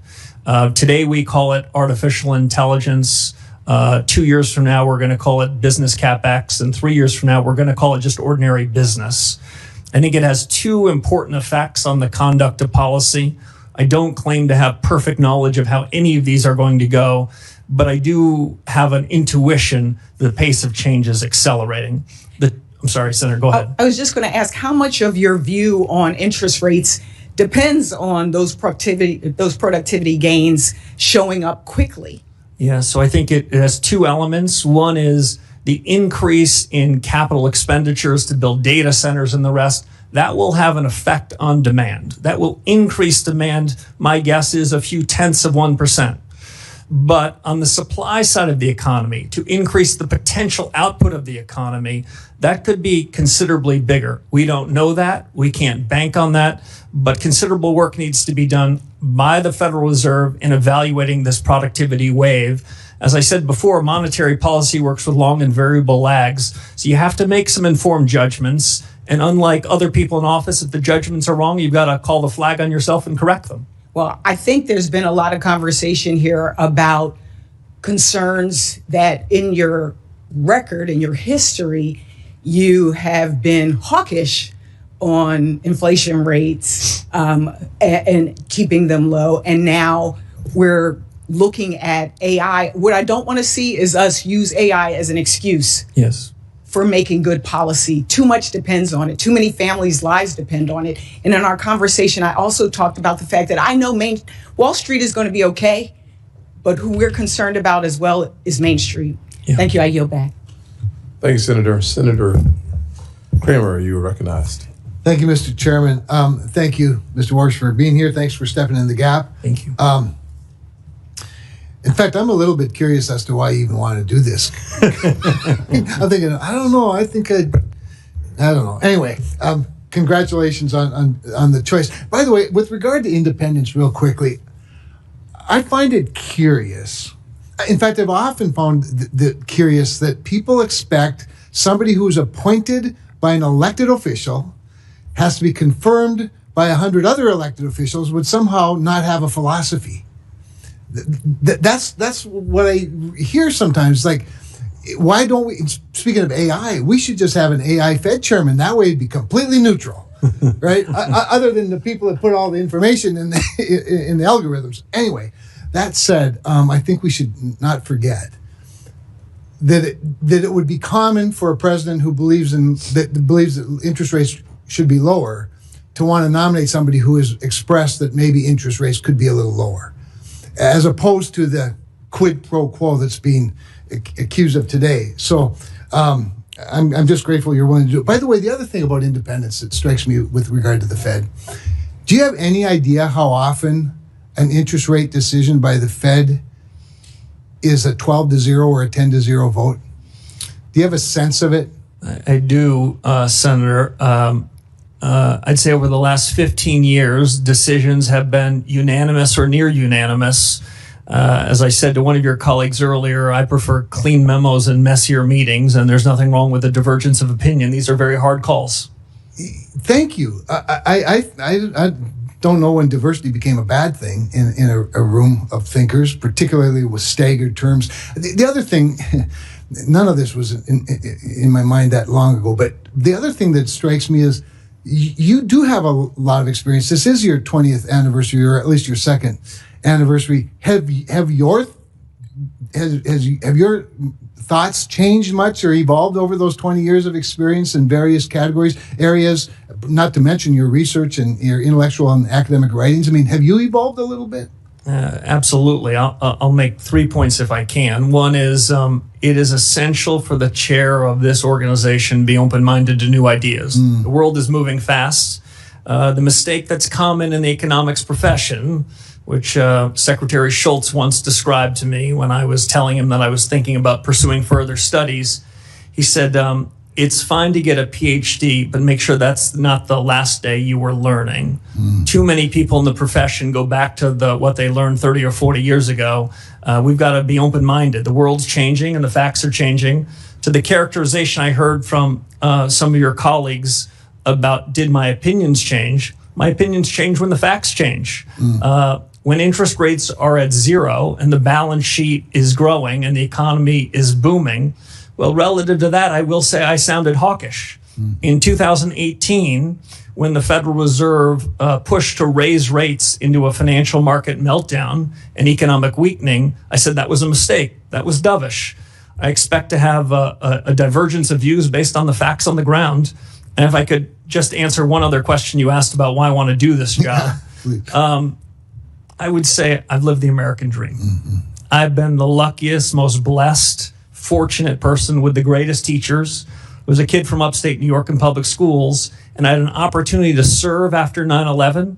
I was walking with a friend of mine who happens to be in this room away from a building near the site of the tragedy. I was walking up Fifth Avenue, and I thought to myself, what am I doing? And so I committed myself to public service then. I did 10 and a half years of public service. I've been grateful for 15 years in the private sector where I've been able to practice my discipline, think anew about things. And the call to service struck again. I'm honored to serve if this body will confirm me. Excellent. I do find it curious that so many people seem to be hung up on the fact that you've been successful even while doing in between bouts of public service, probably a better way to put it. I'm not wealthy, never have been wealthy, and I'm not sure I have much potential to be wealthy, but I have nothing against people who are.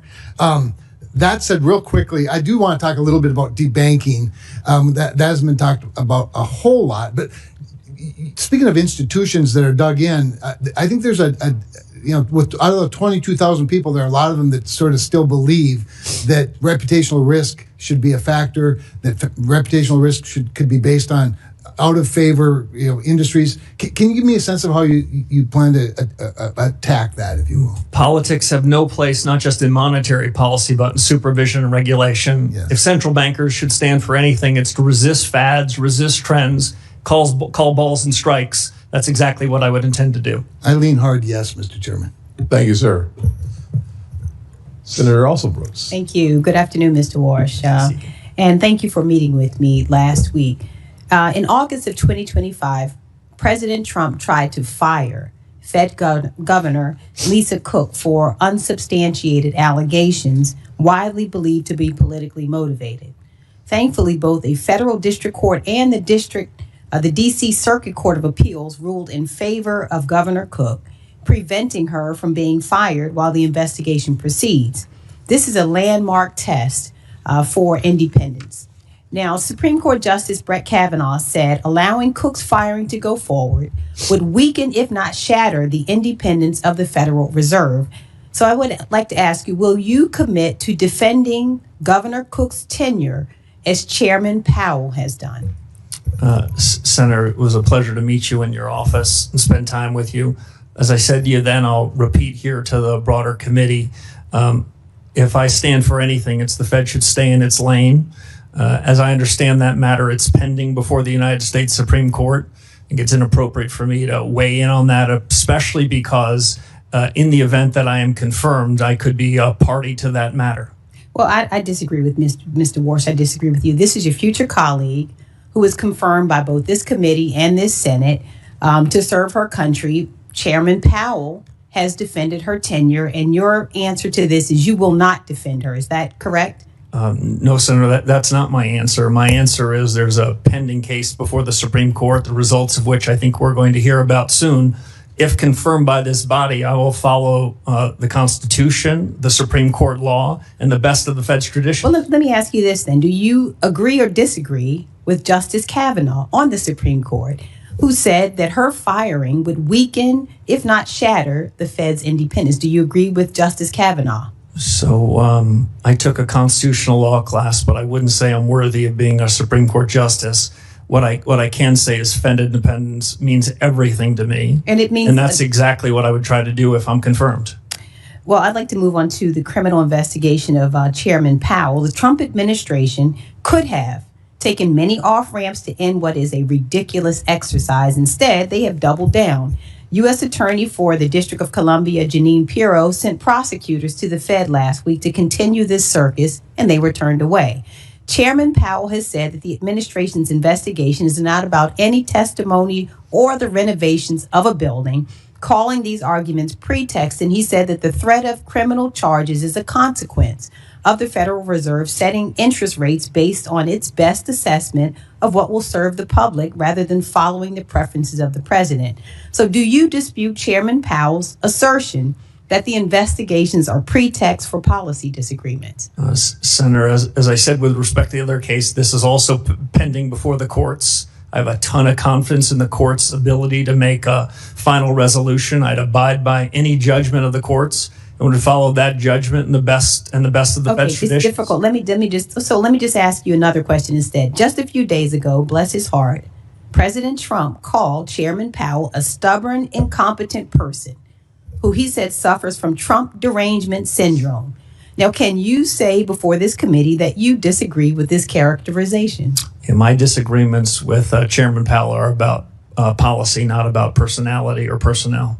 Okay, let me ask you another question about the president. Now, my colleague a moment ago said to you that the president, you said the president has never asked you about lowering interest rates, and you said he never specifically, is the word you used, demanded that you decrease interest rates. Well, did the president generally suggest this to you as well? You know, in my recitation to your colleagues, I wasn't trying to be clever.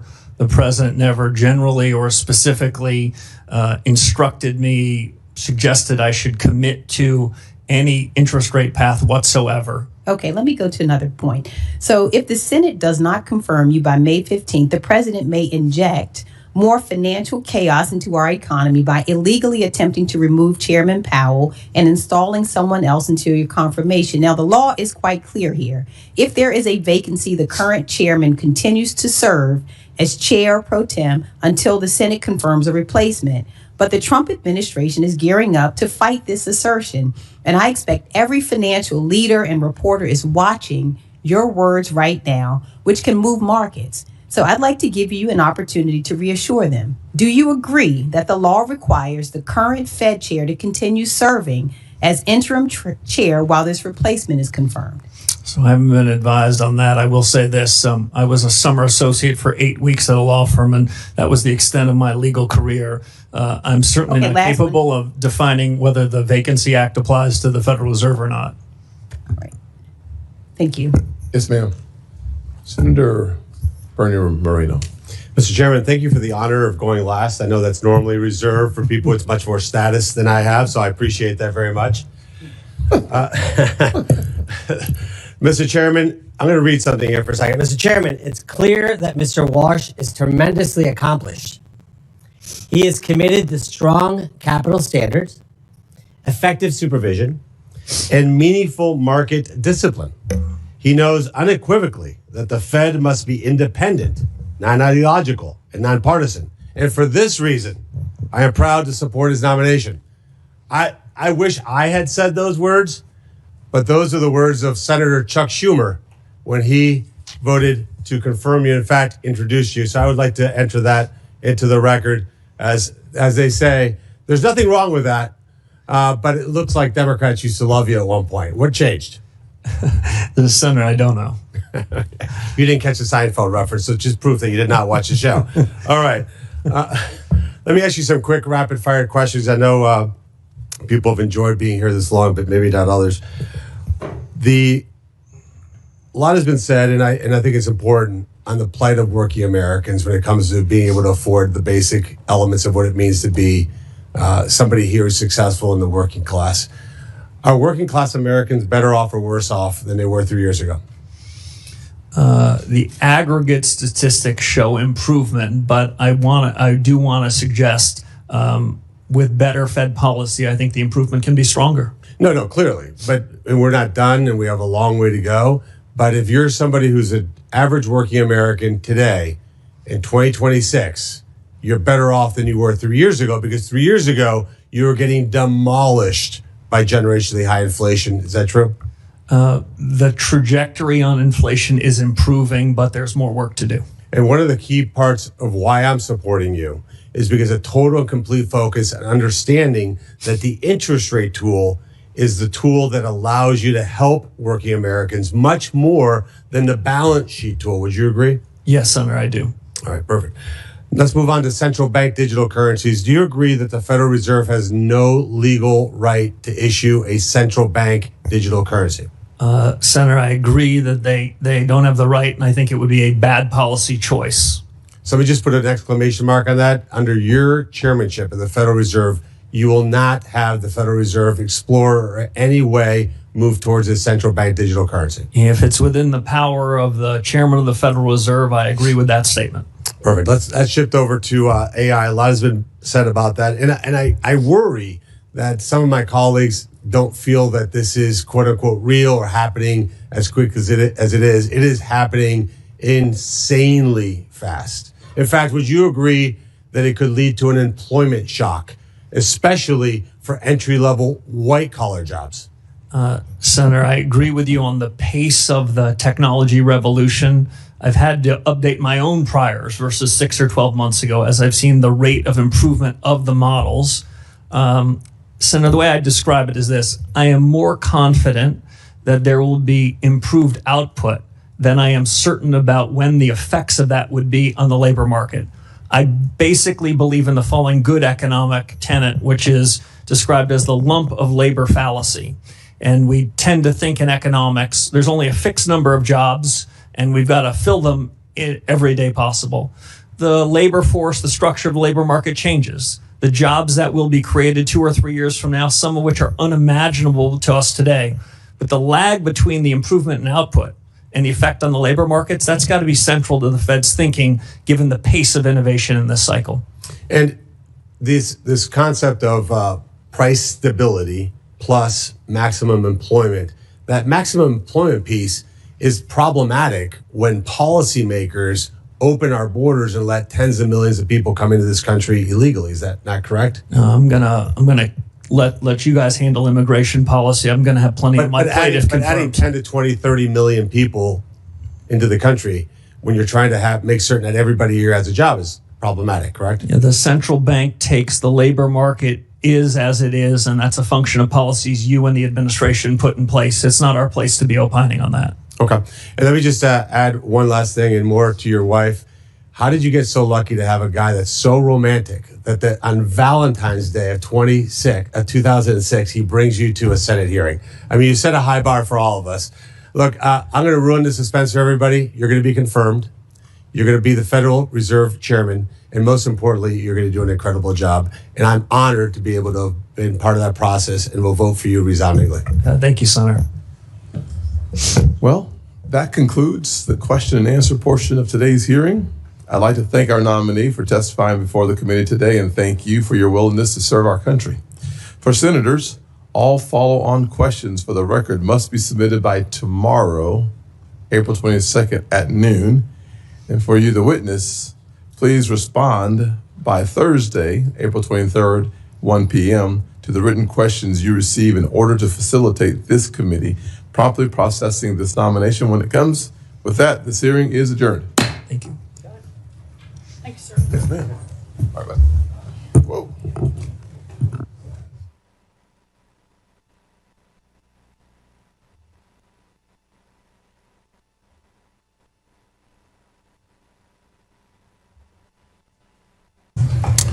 Good morning to everyone.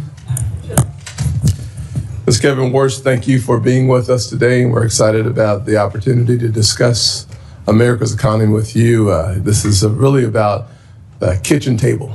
People across our country want to have confidence in our institutions, that your nomination goes in the direction of reinforcing why they should have confidence in the institutions. You've been nominated by the president to be the chairman of the Federal Reserve System. The Federal Reserve plays a powerful role in our economy. Monetary policy choices made at the Federal Reserve can affect the Americans' ability to buy groceries, whether or not they can afford a home, how far their paycheck goes, especially at the end of the month.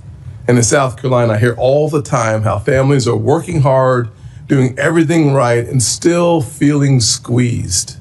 Bidenomics made prices go up, and paychecks have not kept pace. Too many parents are stretching every single dollar they have just to cover the basics. And too many workers are wondering when the economy will start to feel stronger at their kitchen table, not just on paper. Congress, President Trump, and his administration are focusing on fixing the disastrous mistakes of Bidenomics to restore Americans' confidence in our economy. Through efforts like the Working Families Tax Cut bill, we are helping Americans keep more of their hard-earned money. Compared to the average tax return under President Biden over 4 years, the average return is up 24% since then. Just in the last year, the average tax return is now around $3,400, an 11% increase, because President Trump and his leadership decided to focus on hardworking Americans who are struggling to make ends meet, paycheck to paycheck. Nearly half the country, half the returns filed in 2026 claimed either deduction for tipped income, overtime earnings, senior citizens, or auto loan interest for major parts of the Working Families Tax Cut bill that every single person on this dais to the right voted for. Under President Trump's leadership, Americans are keeping more of their hard-earned money, about $300 more every month. It is necessary that Congress continues to put money back in the hands of everyday Americans, and that is why it is important. And I want to be clear here. That is why it is important that we confirm Kevin Warsh to be the Federal Reserve Chair. The Federal Reserve has a clear dual mandate to promote stable prices and maximum employment. The policies of the Fed therefore directly affect Americans' cost of living and their income.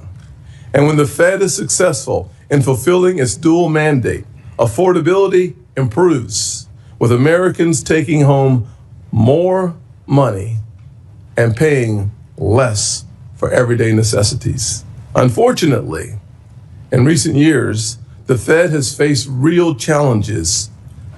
There have been questions about its decisions, its focus, and whether it has engaged in issues far outside its jurisdiction.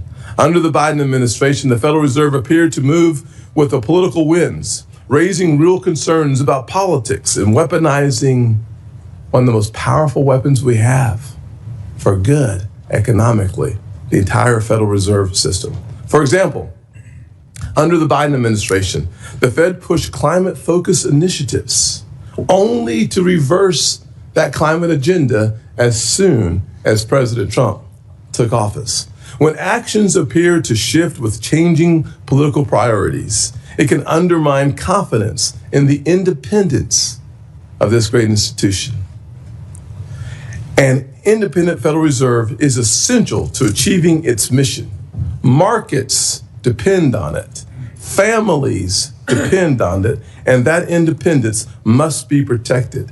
The American people expect the Federal Reserve to stay focused on the economy, not politics. Today's hearing is an opportunity to refocus the Federal Reserve on its dual mandate to increase economic stability and affordability for everyday Americans.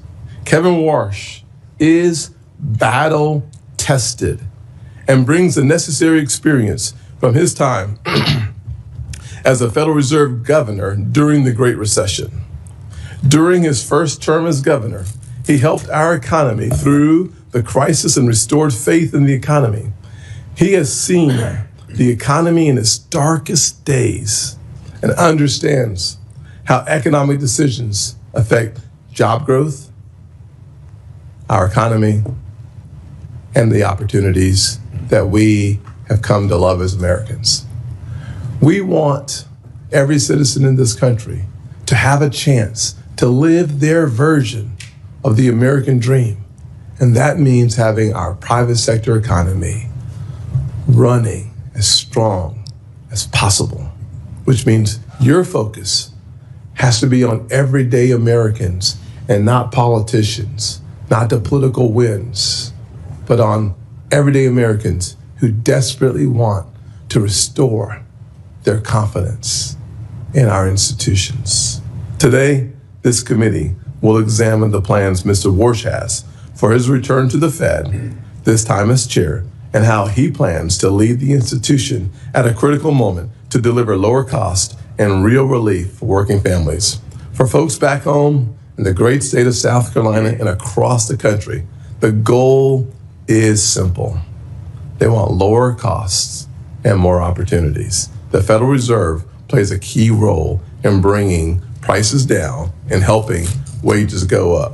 Confirming Kevin Warsh will make sure that affordability is at the center of our economic agenda. Senator Warren is now recognized. Thank you, Mr. Chairman. And if I may, I just want to start by saying one of our members lost a child yesterday. And I know our hearts go out to Mark Warner and his family, and that is true on both sides of the aisle, that we may disagree on policies, and we may do so vigorously, but when it comes to the safety and security and the health of our families, I know we are as one, and we are praying for them. And Ranking Member, Thank you. I think it'd be appropriate for us to take a few seconds of silence on his behalf. 36 years old, the one thing you don't want to do as a parent. Yeah.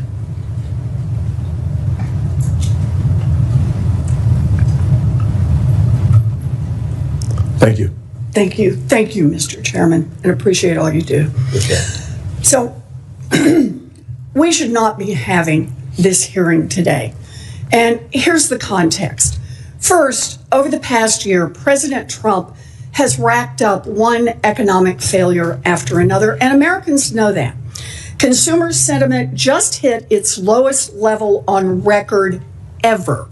Inflation is rising, and families are paying more for groceries, more for healthcare, more for utilities, more for housing, all thanks to Trump's chaotic tariffs and one big beautiful bill. And now his war with Iran is putting American troops in harm's way and further driving up the cost of nearly everything here at home. Second, in your testimony, you said it's perfectly fine for elected officials to state their views on interest rates. But that is not what Donald Trump is doing. The president has repeatedly and illegally attempted to take over the Fed. His bogus attacks on Governor Lisa Cook and Chair Powell were designed to threaten all the members of the Fed to do Trump's bidding and open more spots for Trump flunkies. Why try to end the independence of the Fed? Because Trump's economic failures are causing him political problems, and he wants the Fed to use monetary policies to artificially juice the economy in the short term, and this is his last chance to do that before the November elections. Having a sock puppet in charge of the Fed would also give the president access to the Fed's powerful authorities to enrich himself, his family, and his Wall Street buddies. It could mean granting special accounts to his family's crypto company or bailouts to his friends on Wall Street if they get into trouble. In other words, a Fed under Donald Trump's control creates more opportunities for Trump's corruption. Third, the nominee before us today, Kevin Warsh, is uniquely ill-suited for the job as Fed chair. In our meeting last week, we discussed the 2008 financial crash, where 8 million people lost their jobs, 10 million people lost their homes, and millions more lost their life savings. Giant banks, however, got hundreds of billions of dollars in bailouts. Mr. Warsh was a Fed governor from 2006 to 2011. That's before, during, and after the crash. And he said to me that he has no regrets about anything he did. So let's take a deeper dive into Mr. Warsh's record. In the years leading up to the 2008 financial crisis, he was an enthusiastic cheerleader for credit default swaps and complex securitizations. He dismissed repeated and increasingly urgent concerns from housing advocates across the country regarding subprime mortgages. He refused to use the Fed's authorities to address the risks that were building in the financial system. And when the crisis hit and the economy blew up, Warsh took on the job of Wall Street's personal liaison on the Fed board. He was quick to respond to concerns from Wall Street CEOs, and he worked tirelessly to arrange multi-billion-dollar bailouts for them with nothing for American families. No regrets, he says, no regrets. After the crash, most people on the Fed saw millions of Americans unemployed, people who'd lost their homes, and said now might be a good time to lower rates and make the cost of borrowing cheaper for businesses to avoid more layoffs and make it cheaper for Americans who are worried about paying their mortgages or their credit cards. But not Mr. Warsh. Nope. He wanted to keep interest rates high. And he sang the same song for more than a decade, even as the economy struggled. When the job of Fed chair became available during Trump's first term as president, Warsh held on to his high interest rate inflation hawk views, and Trump passed him by. Regretful, he soon reversed course and called for the Fed to pause interest rate hikes. Then, once Trump left office, Mr. Warsh flipped again and was even criticizing the Fed for cutting rates in the fall of 2024. But as soon as Donald Trump became president a second time, Warsh reversed himself once more and began shouting from the rooftops about how the Fed should cut interest rates. Evidently, he learned his lesson. This time around, he sucked up to Donald Trump to snag his dream job. Mr. Chairman, last week, every single Democratic member of this committee asked that you postpone this hearing and instead conduct oversight on the president's role in directing bogus criminal probes into Chair Powell and Governor Cook. The Senate should not be aiding and abetting Donald Trump's illegal takeover of the Fed by installing his chosen sock puppet as chair. It's an invitation for corruption and for economic catastrophe. We have the power to stop it, and we should be using that power. Thank you, Mr. Chairman.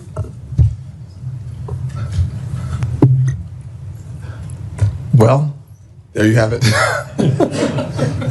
I'll just say it is interesting that we're going to hear from Senator Dave McCormick in his introduction of Kevin Warsh, who was last time unanimously confirmed by the United States Senate.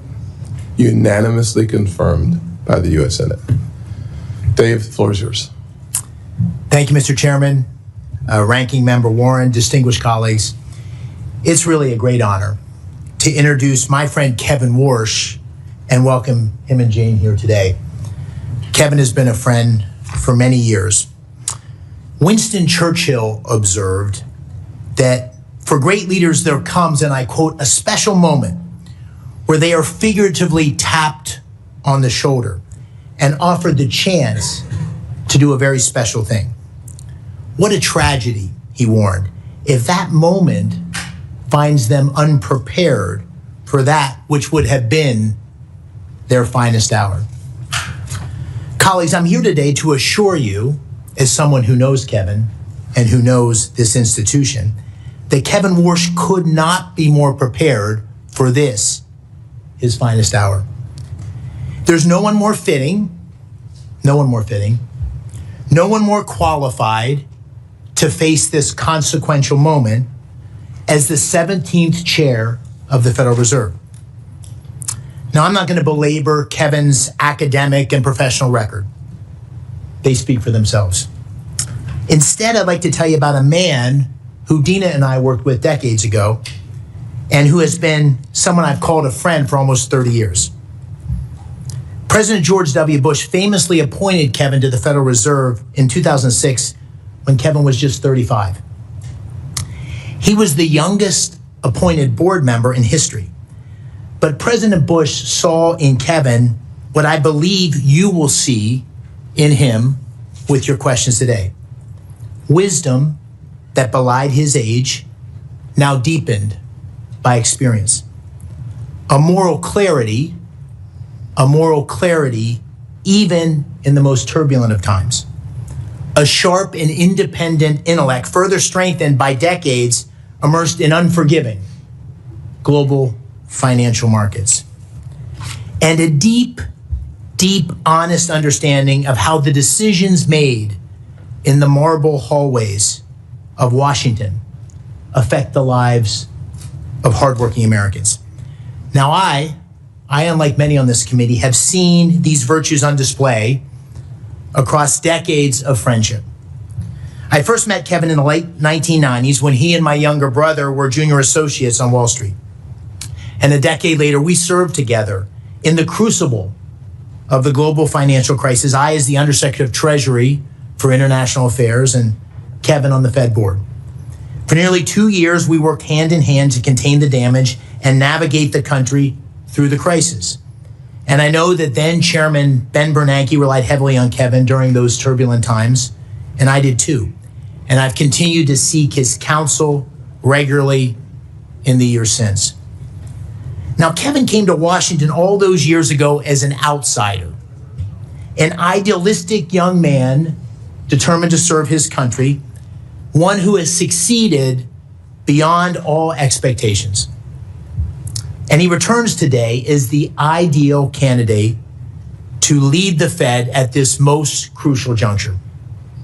If confirmed, Kevin will inherit a Federal Reserve in need of repair and confronting serious uncertainty, an overextended balance sheet, a poor record on inflation, and a weak understanding of the profound opportunities offered in today's economy. He is uniquely suited to confront these challenges. He brings a reformer's heart. He will shake up a stagnant institution at a time when change is sorely needed. He possesses a deep understanding of markets and is trusted by leaders across the financial industry. But he equally understands the real economy. Born and raised in upstate New York, he knows from personal experience how the actions of the Fed can change the lives of working families. It's no small thing. It's no small thing to know firsthand how an increase in gas prices or mortgage rates or an uptick in unemployment affect everyday Americans. The Federal Reserve must not be ruled by pointy-head economists poring over outdated models and reams of market data. It needs a leader. It needs a leader who understands that the Fed's mandate of stable prices and maximum employment serves a higher purpose, the preservation of the American dream. Now, colleagues, Kevin Warsh has lived the American dream. I know in my heart he will always fight to keep that dream alive for all Americans. He is the right man for this pivotal moment, and I urge you not to get caught up in the politics of the moment and support his speedy confirmation. Thank you, Mr. Chairman. Thank you, Senator McCormick. I will now swear in the nominee. Will you please stand and raise your right hand? Do you swear that the testimony that you are about to give is the truth, the whole truth, nothing but the truth, so help you God? Do you agree to appear and testify before any duly constituted committee of the Senate? You may sit down. Your written statement will be made part of the record in its entirety. Please keep your oral comments to 5 minutes. Mr. Warsh, you are now recognized. Thank you, Mr. Chairman. I appreciate your consideration today. I've known you for quite a while, and I certainly appreciate the many courtesies you've given me, not just since the president's nomination, but long before. It's an honor to be with you, with Ranking Member Warren, and with the entire committee. I'm deeply grateful to President Trump for asking me to take on this public trust, because that's what it is, a public trust. The president believes that real economic growth in the U.S. and real take-home pay will accelerate. I share the president's confidence in our country and its people. America's economic growth potential is rising as we sit here today. I'm also especially happy that my wife Jane is here.